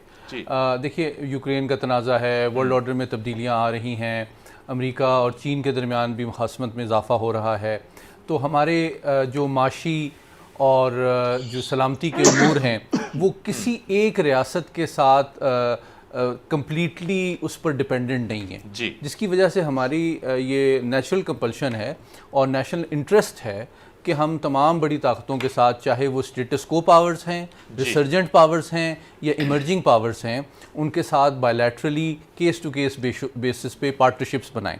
तो अमेरिका चूँकि बदस्तूर दुनिया के जो आलमी निज़ाम है, जो बैनुल-अक़वामी बरादरी और मल्टीलैटरल इंस्टीट्यूशंस हैं, उसमें सबसे ज़्यादा इन्फ्लुएंस एक्सरसाइज करता है, तो हम चाहते हैं कि उसके साथ एक कंस्ट्रक्टिव, मल्टी डायमेंशनल और एक मैच्योर रिलेशनशिप रखें। तो ये जो जिस तरह मेरे साथी ने पहले भी बात की कि एक स्ट्रीट पॉलिटिक्स के ज़रिए, एक इमोशनल रेट्रिक के ज़रिए इतने इम्पॉर्टेंट क्रिटिकल रिलेशनशिप को आई थिंक हैंडल नहीं किया जा सकता।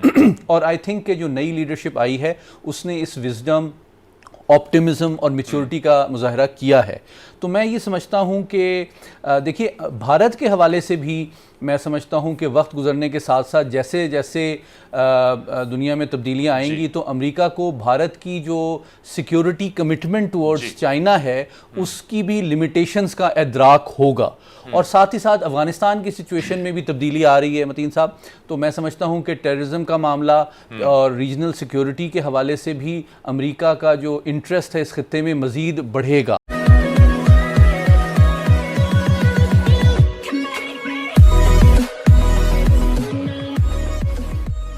नमस्कार दोस्तों, अब यहाँ पर बात हो रही है कि भाई आखिरकार ऐसी क्या चीज़ है जिससे इंडिया जो है वो पाकिस्तान के साथ बात जो है वो रिज्यूम नहीं कर रहा है, या फिर कहे कि बात जो है वो नहीं करना चाहता। अब उसमें कई सारे मुद्दे हैं, और उसमें एक मुद्दा ये भी है कि अगर मान लीजिए कि पाकिस्तान के साथ इंडिया ने रिलेशन अपने सुधार लिए, तो पाकिस्तान को पता है कि इंडिया के पास 600 से $650 बिलियन का फॉरेन रिजर्व पड़ा हुआ है, और अगर मान लीजिए कि ऐसी सिचुएशन में अगर इंडिया ने यहाँ पर रिलेशन सुधार लिए तो तुरंत ही पाकिस्तान, मतलब ये सऊदी और चाइना वो सब भूल जाएगा, वो सीधा इंडिया के सामने हाथ फैलाएगा कि भाई आपके पास इतने पैसे पड़े, ज़रा थोड़ा हमें दे दीजिए। और वो कहता तो है कि उधार हम लेते हैं, लेकिन कभी पाकिस्तान जो है वापस नहीं लौटाता। और उसमें भी खास करके जब पाकिस्तानी को पता चलेगा कि इंडिया से हमने लिया तो भाई इंडिया को क्यों काफिरों का पैसा क्यों लौटाना भाई, वो जिहादी सारे। कहने का मतलब यह है कि कई सारे मुद्दे हैं, उसमें से एक मुद्दा ये भी है कि हमें जो पाकिस्तान को बेल आउट पैकेज नहीं देना है। इसी के साथ ही वीडियो शुरू करते हैं। पाकिस्तान और भारत की बात क्यों नहीं हो रही मेजर साहब? क्या आप समझते हैं कि पाकिस्तान कमजोर है इकोनॉमिकली, तो अगर हम बात करेंगे तो बेल आउट करना होगा?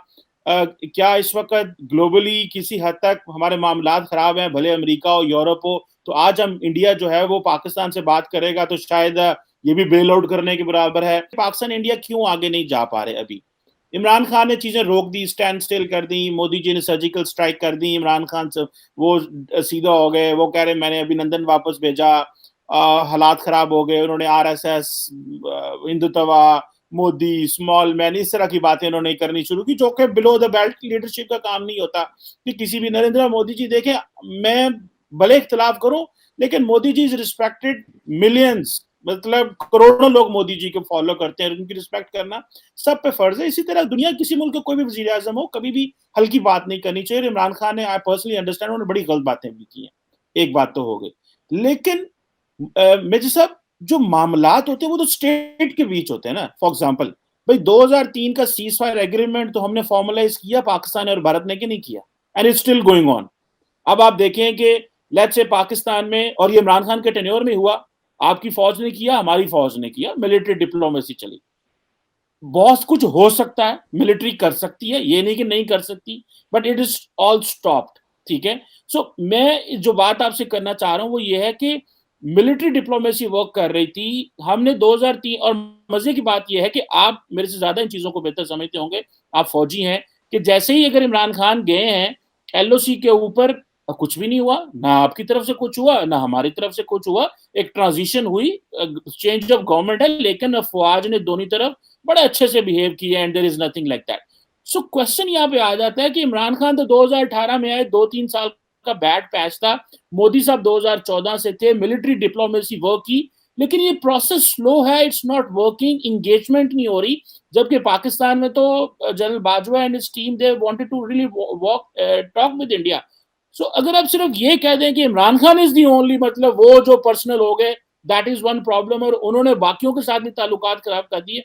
आई थिंक इंडिया पाकिस्तान ताल्लुकात बहुत बड़े हैं, इमरान खान तो एक छोटा सा बीच में आया है एंड इज किक्ड आउट। मतलब देखिए सिस्टम ने कैसे फ्लश आउट कर दिया। इमरान खान को बुरा लगे, हाँ मैं खुद इमरान खान का फॉलोअर था, आज मैं कहता हूँ ये इन्होंने हमारे मुल्क का नुकसान किया। सो इसमें जरा काइंडली मैं जी जी चीमा साहब, दो बातें कहूंगा, फिर मैं समझ गया आप जो पूछना चाह रहे हैं। चीमा साहब, दो चीजें हैं। सबसे पहले जो लाइन ऑफ कंट्रोल पे जो अमन है इस वक्त, जो शांति है, मैं पाकिस्तान की तरफ से बात कर रहा हूँ, इंडिया की तरफ से नहीं बात कर रहा। पाकिस्तान की तरफ से जो शांति है, जो अमन है, line of control, it was never because of Imran Khan, it was because of general Bajwa and general Bajwa leadership. जो जनरल बाजवा साहब ने इस्लामाबाद सिक्योरिटी डायलॉग्स में बात करी, तो मैं अक्सर कहता हूं कि पाकिस्तान में general Bajwa is behaving like a statesman, and I don't know how Imran Khan is behaving, मुझे समझ में नहीं आ रहा। बाजवा साहब ने स्टेट्समैन लाइक बात करी, मैच्योर बात करी। So from Pakistan side that was the reason for which we saw violence along. अब इंडिया के रिलेशन क्यों नहीं बढ़ रहे? और आपने बिल्कुल ठीक, 2018 में इमरान खान आते हैं, 2014 से मोदी साहब रहते हैं। चीमा साहब, ऐसा है ना कि इंडिया की कुछ एक्सपीरियंसेस रही हैं पाकिस्तान के साथ, और ये एक बार नहीं हुआ, ये बार बार हुआ है। सो देयर इज, जिसको कहते हैं कि एक lack of, I don't want to use the word faith, but maybe there is a trust deficit in India, in the Ministry of External Affairs, in the Indian Armed Forces. There is a serious, very very serious Cheema साहब trust deficit. It starts with Kargil, है ना। देखिए साहब, अक्सर पाकिस्तानियों को शिकायत रहती है, मुझे पता नहीं लॉजिक क्या है शिकायत का चीमा साहब, लेकिन एक शिकायत है कि साहब भारत ने कभी पाकिस्तान को तस्लीम नहीं करा, दिल से तस्लीम नहीं करा। तो वाजपेयी जी गए थे Minar Pakistan, and you know the importance of Minar Pakistan. आप बेहतर जानते हैं कि मीनार पाकिस्तान का इम्पोर्टेंस क्या है।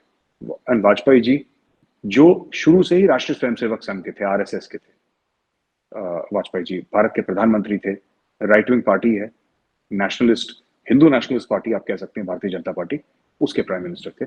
वो गए, he put his political capital on the line and he went उधर।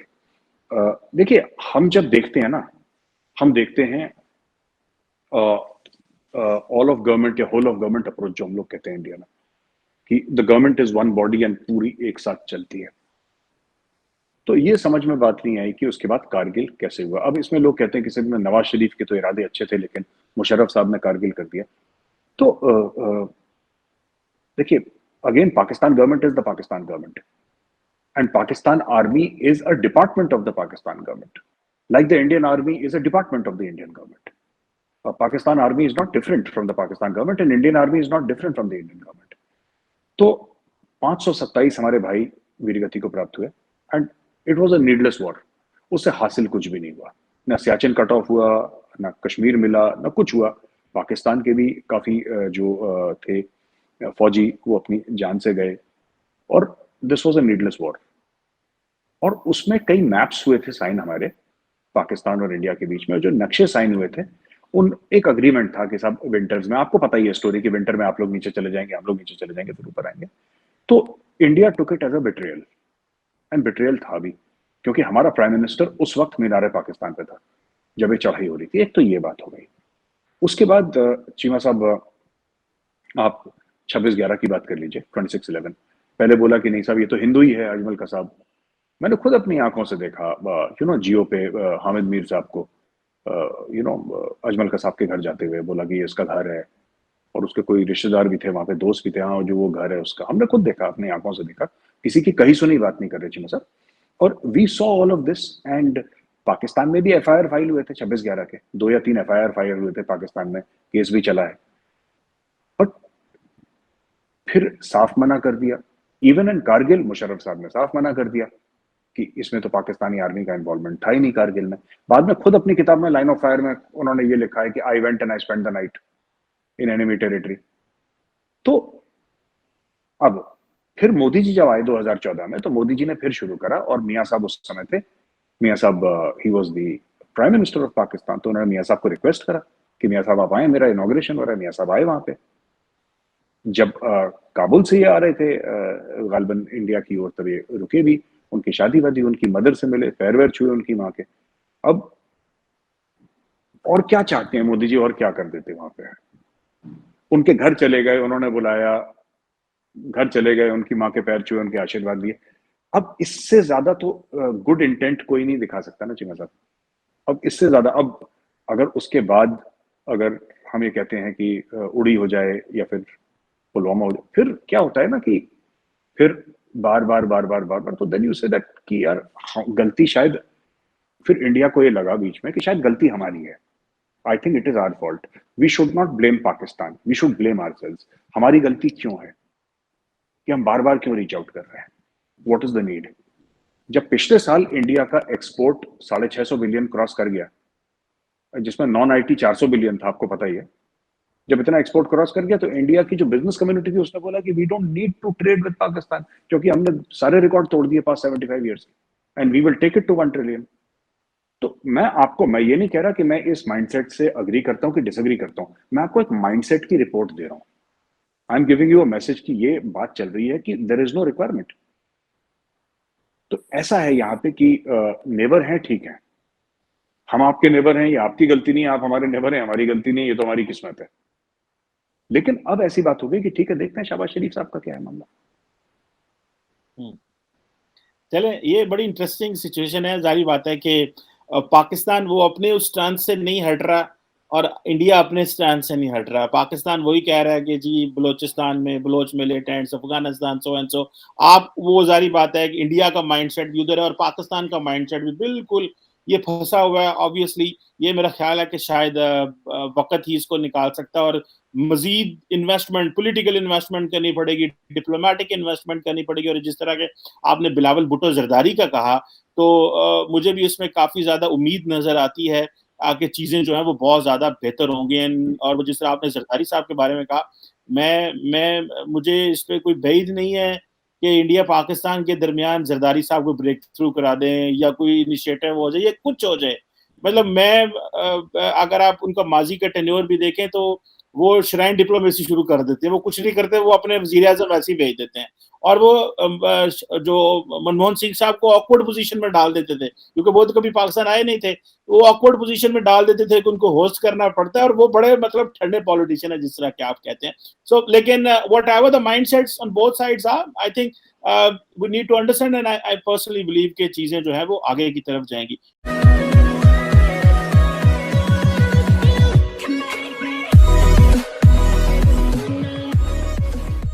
नमस्कार दोस्तों, अब यहाँ पर बात दरअसल ये है कि इससे पहले जो हमारे प्रधानमंत्री थे मनमोहन सिंह, इससे पहले जो प्रधानमंत्री थे अटल बिहारी वाजपेयी, मुझे ऐसा पर्सनली लगता है कि वो मोदी जी जितने प्रचलित नहीं थे या फिर पॉपुलर नहीं थे। आज अगर मान लीजिए कि प्रधानमंत्री मोदी अगर कोई भी डिसीजन लेते हैं तो बहुत बड़ा तबका है वो ये कहने पर मजबूर हो जाएगा कि नहीं, मोदी ने ये किया है तो कुछ सोच समझ कर ही किया होगा। यहाँ पर बात हो रही है पीओके की। अगर मान लीजिए कि प्रधानमंत्री मोदी ने पीओके पर मतलब कि चढ़ाई कर दी, तो कई सारे ऐसे हैं जो मोदी को नहीं चाहते, वो भी यहाँ पर मोदी की लाइन में आकर खड़े हो जाएंगे। और जो मोदी को फॉलो करने वाले हैं वो तो मतलब कि क्या कहते हैं कि घर पर चढ़ कर पुकारेंगे कि भाई देखो, हम पीओके इतने सालों से लेना चाहते थे, आज हमने ले लिया। कहने का मतलब ये है कि प्रधानमंत्री मोदी बहुत ही पॉपुलर है, उनकी फैन फॉलोइंग बहुत ही ज़्यादा है, उनको मानने वाले बहुत ज़्यादा है। अगर वो कोई एक चीज़ कर लेते हैं तो उनको पीछे पूरा भारत पड़ जाता है। और ऐसी चीज़ में मान लीजिए कि पीओके पर चढ़ाई हो जाती है तो इंडिया की पूरी जनता जो है वो मोदी जी के साथ होगी। यहाँ पर ये बात हो रही है। इसी के साथ ये वीडियो शुरू करते हैं। हमें जब ऑर्डर मिलेगा तो हम जाके गिलगित बल्टिस्तान, पाकिस्तान ऑक्यूपाइड कश्मीर ले लेंगे। मोदी साहब हमारे यहाँ पर बहुत ही बड़े पॉपुलर लीडर हैं। वो आज कोई भी फैसला ले सकते हैं कश्मीर के मसले पर, भारत पाकिस्तान के ताल्लुकात पर। जैसे ही चीजें थोड़ी बेहतर हो रही हैं, आप क्या समझते हैं किन चीजों पे काम होना चाहिए? क्योंकि एक चीज तो मैं चाहता हूं कि ये जो सार्क वीजा है ये अगर खुल जाए तो हम लोग आपस में एक कनेक्टिविटी कर सकें। तो अगर हम सार्क का वीजा खुल जाए, सार्क वीजा लगने शुरू हो जाए, तो हम एक वीजा पकड़े, हम इंडिया जाएं, हम नेपाल जाएं, भूटान जाएं, श्रीलंका जाएं, मालदीव जाएं, जस्ट लाइक यूरोप। तो ये कितने मजे की चीज है। सो आप देखते हैं कि इसकी पॉसिबिलिटी है और इस पे जो है वो काम होना चाहिए। बहुत सारे लोग तो ये भी कह रहे हैं कि पाकिस्तान को यकतरफा फैसले करने चाहिए अमन के लिए। मतलब ये कि विदाउट वेटिंग के इंडिया क्या फैसले करेगा, अगर हम भी प्रपोजल जारी कर दें यहां से, जैसे for SAARC visa, for giving MFN to India, तो it will give a new shape to the Indo Pak relations, because India के पास फिर वो कुशन नहीं होगा। बिकॉज अगर लेट से हमने तो MFN स्टेटस ना देके गलती की है, मेरी तो एक अपना शुरू से यही कहता हूं, भारत ने हमें दे दिया, हम वेट करते रहे। सो अगर हम यकतरफा फैसले लें तो how do you see the response from Indian state? Response बड़ा अच्छा होगा, इसमें कोई डाउट नहीं है। सबसे पहले तो मेरे ख्याल से हुकूमत पाकिस्तान को जो काम करना चाहिए वो ये है कि उनको एक ट्वीट का जवाब ही दे देना चाहिए। उनकी सेहत के लिए हमारे प्राइम मिनिस्टर मोदी साहब ने नेक ख्वाहिशात का इजहार किया, उन्हें गुड विशेस भेजी, तो आगे से जवाब ये बनता है कि थैंक यू मोदी जी, इतना ही कह दें तो बड़ा एक कॉन्फिडेंस बिल्डिंग मेजर अपने आप में है जी। वहां से फिर आगे बातें होती हैं। लेकिन जब तक हमारे दरमियान जो असल में इश्यूज हैं कश्मीर को लेके वो रिजॉल्व नहीं हो जाते, तब तक मुझे नहीं लगता कि हम किसी एक लॉन्ग स्टैंडिंग पीस की तरफ बढ़ पाएंगे। और ये मैं ही नहीं कहता, ये तो बयान आपकी हुकूमत की तरफ से, और जनरल बाजवा ने भी ये बात कही। तो मुझे लगता है कि पहले हमें उस मसले का हल तलाश लेना चाहिए। माजी में एक वक्त था जब पाकिस्तान को इंडिया बार बार ये कहता था कि ठीक है, कश्मीर का मसला अपनी जगह पर है, लेकिन उसके अलावा भी हम अच्छे हमसाये की तरह बहुत कुछ और भी है बातें करने को हमारे दरमियान। हम ट्रेड की बात करें, पीपल टू पीपल कांटेक्ट की बात करें, और एक दूसरे को राहदारी दें थोड़ी बहुत सेंट्रल एशिया के अंदर हमें, और वो सारी तो उन बातों पर पाकिस्तान ने कभी कोई इतनी खास एक इम्पोर्टेंस जो देनी होती है वो कभी दी नहीं। और अब जब इंडिया बातचीत नहीं करना चाहता तो पाकिस्तान कह रहा है कि चलें जी इन्हीं इश्यूज के ऊपर ही कम से कम इंडिया को टेबल पर लेकर आए। टेबल पर तो लेकर आए कैसे ना कैसे, तो जैसे भी आए, जिस भी रास्ते आए, दोनों टेबल पर बैठे हैं, ये बड़ी खुशाइन बात है। ये बिल्कुल सही है, आपकी खुशाइन बात है। लेकिन आप क्या समझते हैं कि हमें पाकिस्तान जो है ऑब्वियसली कश्मीर समेत तमाम मसले हल करना चाहता है, और कश्मीर बड़ा इंपॉर्टेंट ऑब्वियसली चीज है जिसकी वजह से सारे मामला जो है वो खराब हुए हैं। तो आप क्या समझते हैं कि बात कश्मीर से शुरू होनी चाहिए या बात कहीं और से शुरू होनी चाहिए? मेरी तो जाती राय ये है कि बात कहीं और से शुरू हो और फिर वो आहिस्ता आहिस्ता आहिस्ता इन बड़े डिस्प्यूट पे आ जाए, तो उसको ताकि पहले तो कॉन्फिडेंस बिल्डिंग मेजर्स हो जाए। ये ना हो कि हम पहले ही उन चीजों को छेड़ लें जो मुश्किल है। How do you see this? देखें जी, अगर तो हम अपनी अपनी हुकूमतों की, मुल्कों की जो हमारी फॉर्मल स्टेटेड पोजीशंस हैं कि जी हम ये कहते हैं कि पाकिस्तान क्रॉस बॉर्डर टेररिज्म बंद करे, और पाकिस्तान का ये कहना है कि पहले आप मसला कश्मीर को हल करें, तो अगर हम इन पोजीशंस को लेकर और इसी रवैये के साथ अगर हम बात करें, तब तो हमारे दरमियान बात करने के लिए कुछ है ही नहीं। हम आगे बढ़ ही नहीं सकते हैं because there is nothing to talk about.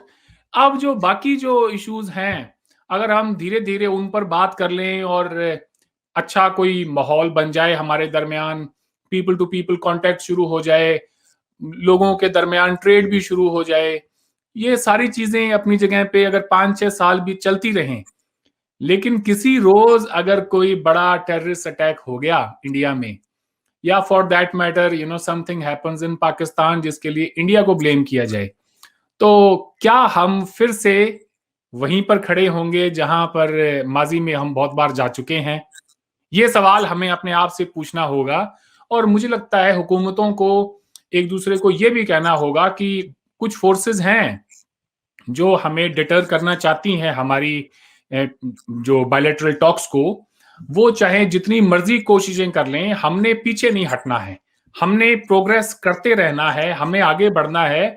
और वो जो भी इंसिडेंट्स हों, वैसे तो एक आदमी की भी मौत होना जो है वो बहुत गलत है, बेकसूर जान एक भी क्यों जाए, लेकिन बहुत सारी लाखों में हमने जानें गंवाई है जी, लोगों को हमने देखा है जाते हुए। तो अगर उस तरह के सेटबैक्स भी अगर रास्ते में मिलें तो हमें उसके लिए भी तैयार रहना होगा, मेरा ये कहना है सर। उसके बाद में फिर कोई आगे बात बनती है। मेरी कोशिश है अगर मेरे और आपके दरमियान ही अगर आज हम कोई हल निकाल के यहाँ से चले जाएं, तो उम्मीद की एक छोटी सी किरण यहीं से बन जाती है। अगर मैं और आप ही यहाँ से अगर कोई बात पर जो है गर्मा गर्मी से और ना इत्तेफाकी से उठें, तो फिर मुस्तकबिल क्या होगा हमारी आवाम का और मुल्कों का, वो आप खुद अंदाजा लगा लें फिर। बिल्कुल सही कहा आपने। लेकिन मैं समझता हूं कि जो भारत के प्राइम मिनिस्टर ने खत लिखा कि जी हमें एक ऐसा माहौल चाहिए जिसमें दहशतगर्दी ना हो, मैं समझता हूं पाकिस्तान का भी यही मसला है। पाकिस्तान का भी ये कहेगा, बहुत सारे हलकों ने पाकिस्तान में, मैंने कुछ सहाफियों को देखा, उन्होंने कहा देखे जी मोदी साहब ने वही ट्वीट की, वही जो ट्वीट पे होता है, जो फॉरेन ऑफिस में होता है, जो ईवान सदर उनका बेचता है, जो वहां पे नेशनल सिक्योरिटी एडवाइजर कहता है, वही उन्होंने कह दिया। भाई इससे क्या फर्क पड़ता है? हम भी तो दहशतगर्दी के खिलाफ जंग लड़ रहे हैं, इंडिया भी दहशतगर्दी के खिलाफ जंग लड़ रहा है, तो आए मिलके काम करें। तो ये मेरा ख्याल है कि इसको चीज को भी नहीं ये कहना चाहिए कि उन्होंने ये लफ्ज क्यों लिखा। हाँ, मैं सिर्फ एक चीज कहता हूं कि भारत जो है उसको जो इंडिजिनस लोकल स्ट्रगल है उसको एंटरटेन करना चाहिए। देखिए उसमें पाकिस्तान का कोई किरदार नहीं है। इस वक्त जो लोकल स्ट्रगल चल रही है वहां पे, वो देखिए एक टेरिटरी है, आपने कब्जा किया, वहां पे लोग यूथ आपको स्टोन पेल्टिंग करती है, कभी गोली चलाती है, कभी कुछ करती है, तो वो उसमें जरूरी नहीं आपको हम सपोर्ट कर रहे हो, हमने माजी में किया लेकिन अब नहीं करते। सो उन लोगों को कैसे एंटरटेन किया जाएगा? क्योंकि इस वक्त कश्मीरी बड़े परेशान है पाकिस्तान और भारत की जो है ना वो जो हालात बेहतर होते हुए वो परेशान है कि हमें इग्नोर हम हो रहे हैं। मुझे लगता है कि हमें हर एक लफ्ज जो हमारे जबान से निकले इस दौरान उसको थोड़ा सा तोल मोल के आगे बोलना चाहिए। आपने जैसे कहा कि जी कब्जा किया हुआ है, और ये मुझे लगता है इन लफ्जों से गुरेज करना चाहिए हमें, क्योंकि इससे फिर होता ये है कि हम वापस उसी तरफ चले जाते हैं और वो डिबेट जो है वो तू मैं में बदल जाती है। ये हो जाता है जी कि मैं फिर ये कहूंगा कि नहीं, वो कब्जा नहीं किया हुआ है, हमने जो है एक इंस्ट्रूमेंट ऑफ एक्सेशन के जरिए हमने जम्मू कश्मीर को अपना हिस्सा बनाया है। आप उसके वैलिडिटी पे सवाल उठाएंगे, मैं ये कहूंगा कि झूठा सच्चा जो भी आप उसको माने, हमारे पास एक खत तो है, कुछ ना कुछ तो है जिसके जरिए, एक डॉक्यूमेंट तो है, आपके पास वो भी नहीं है, तो ये नेवर एंडिंग साइकिल में चले जाएंगे। मैं आज वहां नहीं जाना चाहता, मैं बड़ा एक पॉजिटिव माइंडसेट लेकर आया हूं। और जहां तक डिसेंट को टॉलरेट करने का सवाल है, तो बिल्कुल जी हमें डिसेंट को टॉलरेट करना होगा, और कुछ हद तक मैं समझता हूं कर भी रहे हैं। मेरे बहुत सारे कश्मीरी दोस्त हैं, आप अगर चाहें तो अगली बार हम उनको एक साथ इस प्लेटफॉर्म पर बुला सकते हैं, और वो मुसलमान हैं, आप उनकी राय भी जानें, और वो किसी पार्टी से या कोई वैसे नहीं है।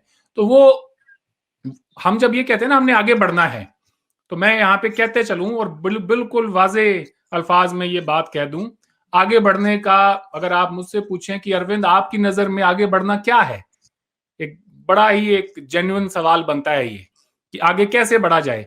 आगे हमें हमारी जियोपॉलिटिकल रियलिटीज को तस्लीम करके, स्टेटस को तस्लीम करके ही आगे बढ़ सकते हैं। हमारे यहाँ पे बहुत ही हॉकिश किस्म के बयान दिए गए हैं पिछले कुछ 12 महीने से लेकर ये जो वक्त रहा है, इनमें कहा गया है जी कि it's only a matter of time, हमें जब ऑर्डर मिलेगा। वो बात भी ठीक है, उनकी तो वैसे की ऑर्डर पे बात होती है सारी, मगर फिर भी मैं समझता हूं कि ये इस तरह के बयानों से बचना चाहिए कि हमें जब ऑर्डर मिलेगा तो हम जाके गिलगित बल्टिस्तान, पाकिस्तान ऑक्यूपाइड कश्मीर ले लेंगे, इस किस्म की बातें कही जाती हैं।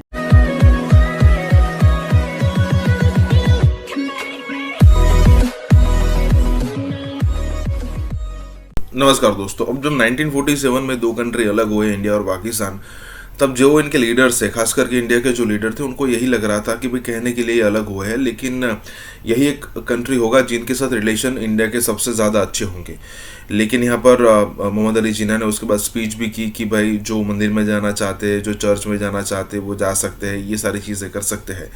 लेकिन उसके बाद जैसे मोहम्मद अली जिन्ना की यहाँ पर डेथ हुई, उसके बाद तुरंत वहाँ पर इस्लाम को उस लेवल पर फोर्सफुली यहाँ पर इम्प्लीमेंट किया गया कि बांग्लादेश में रहने वाले हिंदू और क्रिश्चियंस और सिख, और उसके अलावा जो पाकिस्तान के अंदर भी क्रिश्चियन, हिंदू और सिख जो थे, उनकी जो संख्या है बहुत ही बड़े लेवल पर मतलब नीचे आने लगी। और मतलब एक अलग लेवल से स्वैग चल रहा था पाकिस्तानियों का कि भाई हम एक जो है वो 100 हिंदुओं को मारेंगे, फिर ये नंबर बड़ा लगने लगा, तो फिर 10 तक आ गए।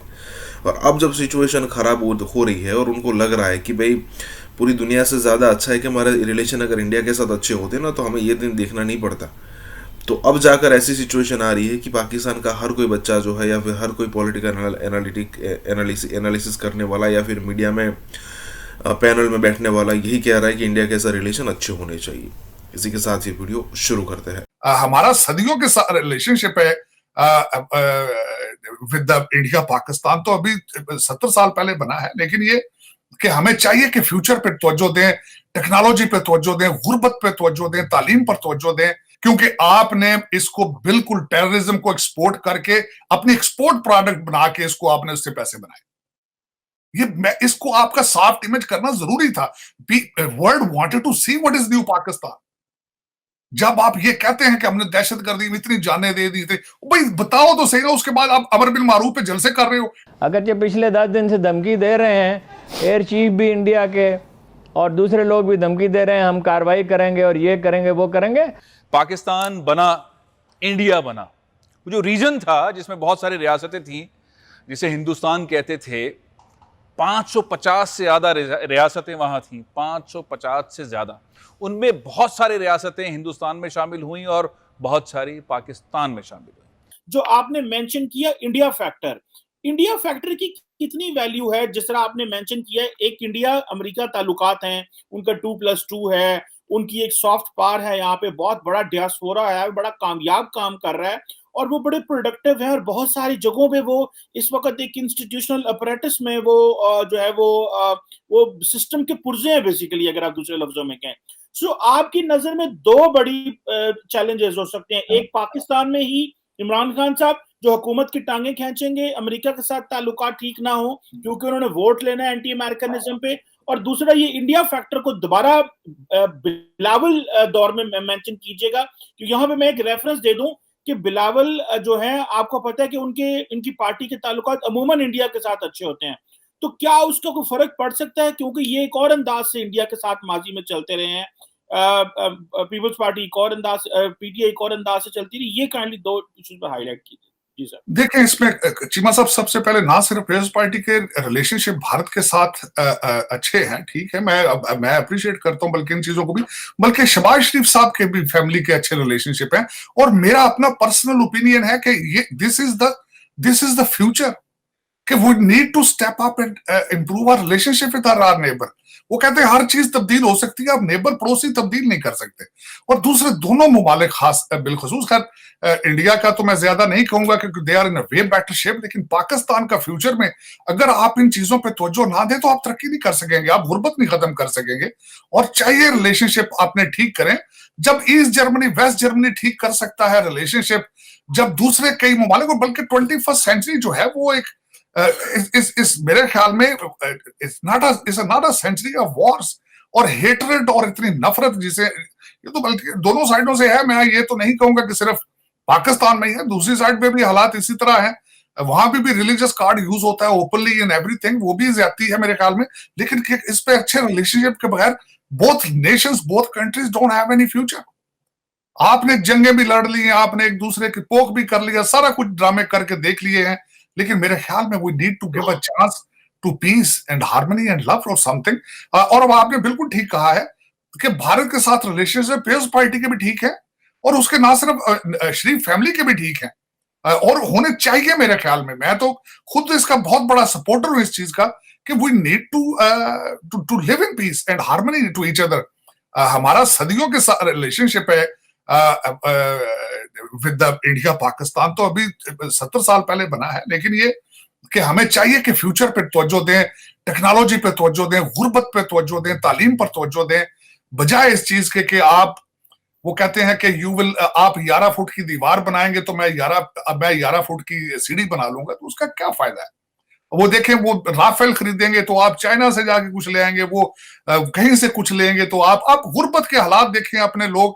मैंने जिस तरह कई दफा कहा है कि इस वक्त ऑलमोस्ट पाकिस्तान में 2 वक्त का खाना एक लग्जरी होता जा रहा है, लेकिन उसके बारे में कौन सोचेगा। ये सोचने वाले इदारों को सोचना चाहिए।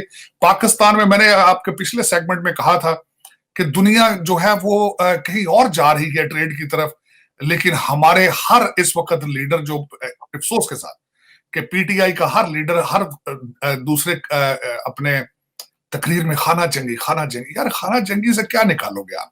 अपने वतन को या अपने कपड़ों को आग लगाओगे तो कहां तक जाओगे। उसको ये सोचना चाहिए दोनों पार्टीज को। मैं जिस तरह का, मेरी कोई पॉलिटिकल एफिलिएशन नहीं है इन पाकिस्तान, लेकिन अल्टीमेटली यू सी इट कि हम कहां जा रहे हैं। एक कोविड के बाद निकले हैं, इकोनॉमी पूरी दुनिया की स्लगिश है, आप उस पर तवज्जो दें कि आपने अपनी एक्सपोर्ट किस तरह बढ़ानी है, आपने इंपोर्ट किस तरह कम करनी है, आपने डॉलर को किस तरह कंट्रोल करना है, जाबें किस तरह कंट्रोल करनी है। लोग बेचारे मर के भाग के कोई यूरोप जा रहा है, कोई मिडल ईस्ट मजदूरी कर रहा है। मेरा मकसद, आपकी ब्रेन ड्रेन होती है, बीए कोई बच्चा वहां पे अच्छी इंजीनियरिंग डिग्री करता है, फॉरेन कनाडा में चला जाता है, फॉरेन कहीं निकल जाता है, पाकिस्तान में।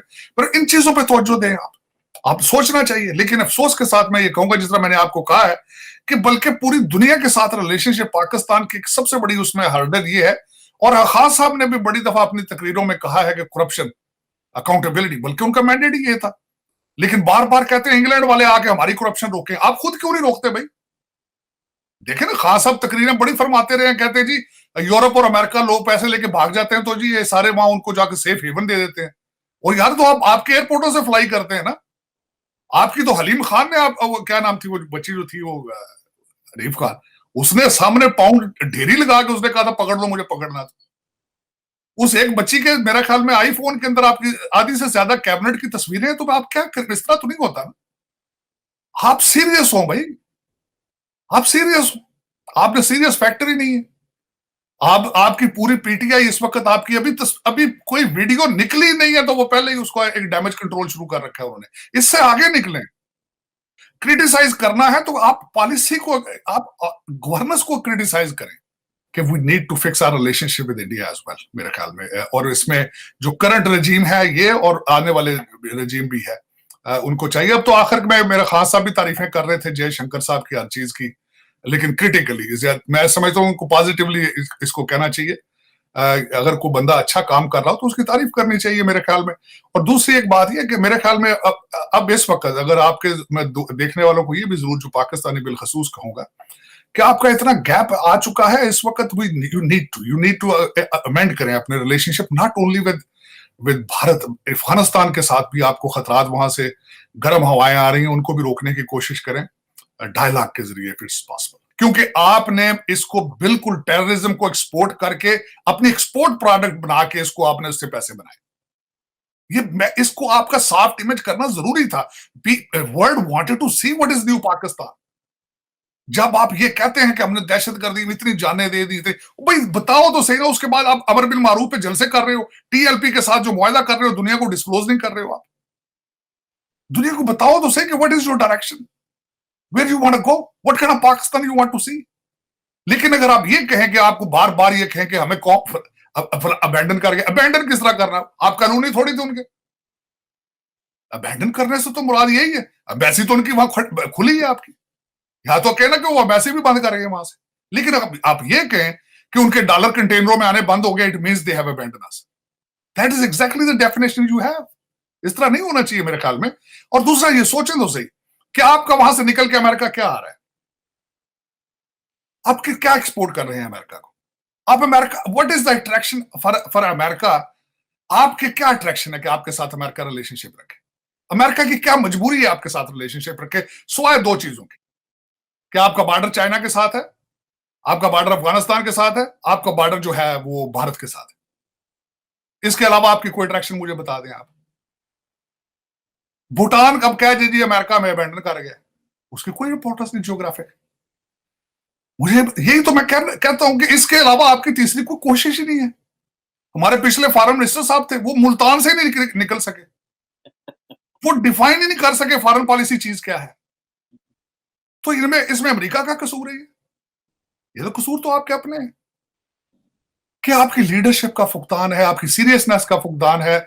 आप स्टेप अप नहीं हो रहे हैं, आप जमहूरियत को पूरे तरीके से समझ नहीं रहे। एक बहुत बड़ी पाकिस्तान की पार्टी पीटीआई, वो एंटी जमहूरियत, एंटी डेमोक्रेट, देखें वो किसी इस वक्त दूसरी चीज को रिकॉग्नाइज नहीं कर रहे। खान साहब ने एक भी बात की आज तक किसी तकरीर में या इंटरव्यू में कि मुझसे इतनी गलतियां हुई हैं, कोई गवर्नेंस के ऊपर उन्होंने चीज कही हो आज तक। हम बहुत सेफ सिक्योर खेलते, इंटरनेट दुनिया को हम देंगे साहब, कहाँ डाटा की परेशानी कर रहे हो चीमा साहब। आप हमारे शुभ चिंतक हो, आपको करनी चाहिए, पर टेक्निकली कई दिक्कत नहीं है साहब।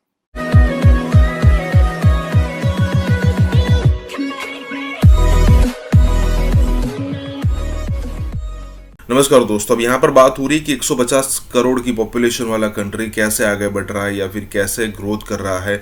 और ये बात तो माननी पड़ेगी, पूरी दुनिया मानती है कि 2014 के बाद जिस तरीके से इंडिया ने अपनी तेज़ी पकड़ी है, ऐसा नहीं है कि मनमोहन सिंह के समय में हमारी ग्रोथ नहीं हो रही थी, लेकिन एक होता है कि एक साइकिल चलती है, वो धीरे धीरे ग्रोथ होती है। और एक होता है कि आप बुलेट ट्रेन पर बैठकर सवार होते हैं और सारी चीज़ों पर धड़ाधड़ फैसले लेते हैं। और उसमें सबसे बड़ी महत्वपूर्ण बात ये भी है कि प्रधानमंत्री मोदी को यहाँ पर पूर्ण बहुमत है, 2014-19 सब में उनको पूर्ण बहुमत मिला है। तो इसीलिए ये सारी चीज़ें उनको पता है कि ये जो भारत की जनता है, उन्होंने यहाँ पर फुल उनको सपोर्ट दिया है कि भाई आप जो यहाँ पर करना चाहे वो कर सकते हैं, और गठबंधन वाले जो धर्म है उनको निभाने नहीं पड़ते। खैर, बात दरअसल यहाँ पर ये है कि कई सारी चीज़ें ऐसी है। अब ज़रा सोचिए कि इंडिया के अंदर जो इंटरनेट था वो कितना महंगा था। मुझे आज भी याद है कि 250 रुपये का 1 GB हुआ करता था, और 3 ही बड़ी कंपनी हुआ करती थी, एयरटेल थी, आइडिया थी और वोडाफोन थी, और तीनों के पैकेज के प्राइजेस इसके आसपास ही थे। अगर आपको 2 GB करवाना है तो 350 रुपये हुआ करते थे। आज 1 GB की कीमत 5 से 6 रुपये या फिर 7 रुपये हो गई है। और अगर आप पिछले साल देखो, 1-2 साल पहले, तो उससे भी सस्ती थी। तो ये सारी जो चीज़ें हैं ना, वो इंडिया को बहुत अलग लेवल पर आगे बढ़ा रही है। इसी के साथ ही वीडियो शुरू करते हैं। आपका डाटा जो है, क्योंकि आपके पास, आप देखें भाई 150 करोड़ का मुल्क है, लेकिन इंडिया ने जो डायरेक्शन पकड़ी है वो बहुत अच्छी पकड़ी है। That is what one should appreciate, जो आइडियाज लेके आए हैं। सो पॉइंट ये आपका, एक तो तबका वो है जो नीचे वाला है, दैट इज नॉट, उसको स्टार्टअप आए या ना आए उसको फर्क ही नहीं पड़ता, क्योंकि they are not connected with that economy, ठीक है। एक तबका है ऊपर वाला, जैसे आप लोग हैं, जैसे आप हैं यानी कि, ठीक है, और आपसे भी ऊपर और आपसे कुछ तबका नीचे होगा। इन सब का जो डाटा है वो तो सारा कॉम्प्रोमाइज हो गया। सो मतलब where does the security stands in, because this is a very important thing. For example, अगर माइक्रोसॉफ्ट, जो मैं देख रहा था 15,000 करोड़ हैदराबाद में लगा रहा है, डाटा सेंटर्स बना रहा है, तो सारा भाई वो तो फिशू हो गए। तो आपके हाथ में चीजें तो आई, बिजनेस हुआ, लोगों को रोजगार मिला, लेकिन एट द सेम टाइम जो सबसे इंपॉर्टेंट चीज है आपकी शनाख्त, आपकी आइडेंटिटी, आपकी इंफॉर्मेशन, वो आपसे निकल गई। इस पे क्या काम हो रहा है? क्योंकि इस पे मैंने देखा है काफी ज्यादा बातें होंगी। जो स्टार्टअप है ना, स्टार्टअप है जो हमारे लोगों ने यहाँ किया भाई। स्टार्टअप बाहर से थोड़ी आए यहाँ पे, उसके पार्टनर बाहर के कुछ हो सकते, पर it is a Indian initiative, it is not a then वो आता है international company setting up a shop here. जब मैं एक नया बिजनेस इंडियन शुरू करते तभी वो स्टार्टअप कहलाया जाता है। It has to be a company registered in India by Indians, then only it qualifies to startup. तो कोई बाहर से मार्केट देख के नहीं, अब जो मार्केट देख के आता है वो एमएनसी है, वो मार्केट आई, उससे हमने दुकान खोली, वो एक अलग सेगमेंट ऑल टुगेदर, ठीक है जी। तो ये तीन चीजें हम यहाँ क्लैरिफाई कर लें। अब आपने डाटा सॉवरेंटी की बात की, एक डाटा सॉवरेंटी का बिल आ गया है, और वैसे भी पीछे हमने काफी, आपको याद होगा व्हाट्सएप ने एक पॉलिसी चेंज करने की कोशिश की थी इंडिया ने, हमने बोला यहाँ रहना रहो, नहीं तो निकलो। आज व्हाट्सएप कोई डाटा, आप जितने व्हाट्सएप कोई आपको अब इंडिया में कोई भी टर्म्स कंडीशंस पे साइन नहीं कराता, we have told them we will not let it happen. दूसरा, डाटा सॉवरेंटी का बिल आया है। एक और चीज आपने देखो, इंडिया में जितने भी क्रेडिट कार्ड से पहले credit card information by default store करते थे लोग, वो भी स्टोर करना हमने बंद कर दिया। चौथी चीज, जो यहाँ भी हमारी जितनी फाइनेंशियल ट्रांजेक्शन है वो अब इंडियन सर्वर्स पे स्टोर होगी, बाहर नहीं होगी। हाँ, डाटा सॉवरेंटी पे बहुत काम करने की जरूरत है, there is definitely whatever to work more on it, वो कोई डाउट नहीं है। बट ये बात चीमा साहब की इस स्टार्टअप डाटा निकलेगा, स्टार्टअप तो मेरे भाई एविएशन में भी आ रहा है, स्टार्टअप तो डायरी में आ रहा है, एग्रीकल्चर में आ रहा है, machine startup does not mean IT. The common notion is startup means IT. IT might have some 20-30% share. जो हमारा एग्रीकल्चर वाला स्टार्टअप है, जो हमारा पेस्टिसाइड वाला स्टार्टअप है, जो हमारा इसमें एविएशन में है, जो हमारा मशीनरी में है, जो हमारा मतलब मान लीजिए फार्मिंग में है, जो हमारा पोल्ट्री फार्म में स्टार्टअप है, फिशरीज में स्टार्टअप है। तो startup is not only limited to IT। वहां तो डाटा ही नहीं, ना डाटा का लेना होता, ना डाटा का देना होता है। We have lot of technology driven startups जहां डाटा कॉमन मैन का आता ही नहीं है। एंड डाटा सॉवरेंटी बिल आते ही जितने भी छोटे मोटे इधर उधर इश्यूज है, that will be settled. Now Indian data जो है as per law it has to be stored on Indian servers only. तो डाटा ब्रीच का कोई खतरा नहीं है। और आपने फिर बोला जी ऊपर और नीचे वाले लोग, ये भी आपका बड़ा अच्छा सवाल था। और चीमा साहब कहेंगे मैं सवाल तो मैंने एक पूछा था, अब मैं याद कर रहा हूँ क्या क्या पूछा था। देखिए आज से 5-1 साल पहले देखिए, जो अगर मैं आपको यूपी की बात बताता हूँ, फॉर एग्जाम्पल यूपी हमारा सबसे बड़ा स्टेट है, करेक्ट। यूपी में चीमा साहब 6 साल पहले योगी जी जब नहीं थे तो average I think income per year थी आदमी की 50,000 रुपए। अगर आज का डाटा देखिए ये 92,000 रुपए बढ़ी है, 92,000 रुपए, इट्स ऑलमोस्ट डबल्ड। सो ये कहना कि भाई मेरे जैसे या मेरे ऊपर या मेरे नीचे वालों को फायदा हो रहा है, यूपी में तो पाकिस्तान से बड़ी जनसंख्या ना, हर तरह का बंदा रहता है यूपी में, छोटे से छोटा, बड़े से बड़ा। अगर उस जैसे स्टेट की per capita income has almost doubled, that means the growth of development have reached everywhere. And sir we have faced 2 years of COVID. 80 crore लोगों को आज भी फ्री में खाना दे रहे हैं हम, क्योंकि उनका ध्यान रखना है। आज हमने वर्ल्ड में बोल दिया हम सबसे ज्यादा वीट देंगे, बताओ किसको कितना वीट चाहिए। हमारे पास इतनी वीट प्रोडक्शन है, सब ले लो। क्योंकि ये रशिया यूक्रेन वॉर से क्या हुआ, रशिया से आता था फर्टिलाइजर, रशिया से आता ऑयल, काफी लोगों की food production has been impacted. हमने तो खुद जाके बोला बताओ किसको कितना दान चाहिए, कितना अनाज चाहिए, हम देने को तैयार है, हमारे पास है। Even in the COVID, Chima Saab, our wheat production has been all-time high. We have beaten our previous records of wheat production. तो ये सब चीजें चल रही है। हाँ, data is a concern which we are working on. Data security law आ रहा है, डाटा सॉवरेंटी एक्ट आ रहा है, ये सब चीजें आ रही, बिल आ रही है, पर डाटा पे भी काफी नकेल कस दी गई। इंडियन डाटा ना सेल पे है ना ऑप्शन है। और दूसरी बात आपको बताऊं चीमा साहब, अगर आज एक सिनेरियो सोचो, एक सिनेरियो सोचो, ये जो फेसबुक है जिसको उन्होंने नाम बदल के मेटा कर दिया, अगर कल को हमने जकरबर्ग को बोल दिया भैया इंडिया से तेरी दुकान बंद, इसकी वैल्यूएशन विल क्रैश टू 1/10। अगर इंडिया, चाइना तो है नहीं तुम्हारे पास, अगर इंडिया निकल गया यू आर फिनिश्ड। ये सब खेलते वैल्यूएशन पे। अगर इंडिया ने बंद कर दिया आपको, आपकी वैल्यूएशन खत्म हो, यू आर फिनिश्ड। दूसरी बात को बताऊं, पीछे जकरबर्ग साहब आए थे 2-1 साल पहले इंडिया, कह रहे थे बड़ा आईआईटी में घूमे, ये घूमे, कुछ यहाँ के इन्फ्लुएंसरों को पकड़ा कि I want to give you internet for free. वो इंटरनेट क्या होता है? फेसबुक फ्लेवर्ड इंटरनेट, मतलब आपका इंटरनेट वो कंट्रोल करना चाहिए। हमने कहा भैया राम का नाम ले, गाड़ी पकड़, जहाज पकड़, निकल ले। हमारे यहाँ चीमा साहब सबसे सस्ता इंटरनेट का डाटा बिकता दुनिया में। Our per GB cost is lowest in the world. And let me tell you, very soon you will see, आपको एक सरप्राइज दूंगा आज, जो भी स्कैंडिनेविया में हम सबसे मिलके आए ना, नॉर्डिक समिट वगैरह, आप बहुत जल्दी देखेंगे साल भर में internet pipes will go from India to these countries. यहाँ इंटरनेट डाटा बहुत महंगा है, चीनी यहाँ आ नहीं सकते, ठीक है, चाइना आउट है गेम से, अमेरिकन और यूरोपियन प्रोवाइडर हमसे compete नहीं कर रहे। डाटा, और सुनिए साहब, डाटा हमारा कोई नहीं लेगा, हम इंटरनेट देंगे।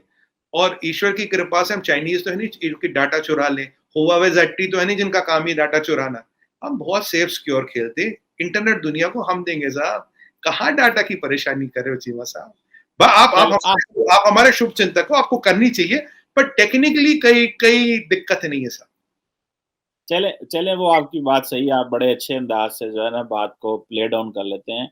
लेकिन सुमित भाई, एक आखिरी छोटा क्वेश्चन, और वो ये है, मैं देख रहा था कि इंडिया की जो पॉपुलेशन प्रोजेक्शन है by 2060 India will be like, आप 1 अरब 70 करोड़ आबादी होगी, ठीक है, 2060 तक, एंड देन ये नीचे आती है। लेकिन इस सदी के आखिर तक भी आप 1.5 अरब होंगे। चाइना की आबादी कम हो रही है, ठीक है, तो ये जो गैप है, ठीक है, मतलब लिटरेट एंड इलिटरेट का, ठीक है, एक जो बहुत ज्यादा दुनिया विलेजेस में रहती है, जैसे हम आज भी बहुत सारे विलेज में रहते हैं, और हमारे तो शहरों की कैपेसिटी है, हमारे तो खैर मसला ही और है ना, वो तो कभी कभी देखे, क्योंकि हमें अपना ज्यादा पता है तो इसलिए हम परेशान हो जाते हैं। आपको भी मैं जानने की कोशिश कर रहा हूँ, ताकि जितना अच्छा जानूंगा उतना अच्छा मेरे पास चीजें आएंगी, और आप हमारी अकल बढ़ाने में बड़ा काम करते हैं। ये जो आबादी है, ठीक है, ये कितना बड़ा चैलेंज है, और ये जो यूनिकॉर्न्स आ रहे हैं या ये जो इन्वेस्टमेंट आ रही है, ये निचले वाले तबके को कैसे बीच में मेन स्ट्रीम कर सकते हैं, या कि ये सिर्फ वही है ये ऊपर वाले लोगों के लिए है, मिडिल क्लास के लिए, अपर क्लास के लिए, ये उनके चौंचले हैं, और ये नीचे वाले वही नीचे रह जाएंगे। वो जिनके पास एजुकेशन नहीं है, वो जो गाँव से हैं, जो कोविड में पता चला कि जिनकी ट्रैवल टाइम इतना ज्यादा है कि उनको सड़कों पे मीलों मील दिनों दिन चलना पड़ा, मतलब these are the loopholes ना, तो वो उसको कैसे प्लग करेंगे? कल के बोला मोदी जी ने, आपने कल देखा होगा डेनमार्क में, वहां एनआरआई कम्युनिटी थी, उन्होंने बोला यार एक तुमसे प्रॉमिस चाहिए। बोला क्या प्रॉमिस चाहिए? बोला दोगे? अपने अंदाज में बोला उन्हें, हाँ जी देंगे। वहां पक्का दोगे? हाँ जी देंगे। बोला मेरे एक काम करना। लोग घबरा गए, अरे भाई क्या काम बोल दिया मोदी जी ने। बोला 5 नॉन इंडियंस, आपके जो दोस्त हैं नॉन इंडियंस, उनको इंडिया भेजो घूमने के लिए, let them come and explore India. आपसे इतनी मदद है। अगर आप गणित लगाए चीमा साहब, कितना एनआरआई पॉपुलेशन है हमारा दुनिया में, into 5, and one person spending just $2,000, you know where it comes to be। तो ये चीजें संभव है। और ये जब अब जो हमारी विलेज में रोड्स बनी है, इंफ्रास्ट्रक्चर बना है, लाइट बनी है, चीजें बनी, तो वहां भी तो डेवलपमेंट जा रहा है ना, वहां भी तो चीजें हो रही है। तो it is not a city oriented development. और आपको एक पॉइंट बताऊंगा which might not be politically correct to say, but मैं आपको बता रहा हूँ, नहीं तो आपके दिमाग में फिर भी डाउट रहेगा, क्योंकि मुझे पता है आपके दिमाग में कहीं ना कहीं कुछ घूमेगा, यार ये सुमित भाई ने क्या बोल दिया। चीमा साहब, जो गवर्नमेंट कहाँ से बनती है? इलेक्शन से। इलेक्शन से बनती है ना गवर्नमेंट, वोटिंग से बनती है ना गवर्नमेंट। वोट कहाँ से आता सर? 80% वोट रूलर, 80% से ज्यादा वोट रूलर है। गवर्नमेंट बनाते हैं वो लोग। आपको लगता है अगर उन पे डेवलपमेंट नहीं पहुंचेगी, उनका जिंदगी नहीं बदलेगी, गवर्नमेंट फिर चुन के आएगी, मोदी जी फिर जीत के आएंगे, योगी जी फिर जीत के? संभव ही नहीं है सर। इसीलिए democracy is the balancing fulcrum, क्योंकि आपको वोट चाहिए। वोट 80%, 85% वहां से आता है। और अगर आप उनको आपका काम नहीं दिखा, उनको दिखा हवाबाजी है, तो अगले इलेक्शन में आप नहीं दिखोगे चीमा साहब। मतलब आपका मतलब नहीं, जो हवाबाजी करेगा वो नहीं। ये कांग्रेस वाले जो थे 400 सीट से ये 50 सीट पे सिमट गए हवाबाजी कर करके इतने सालों में।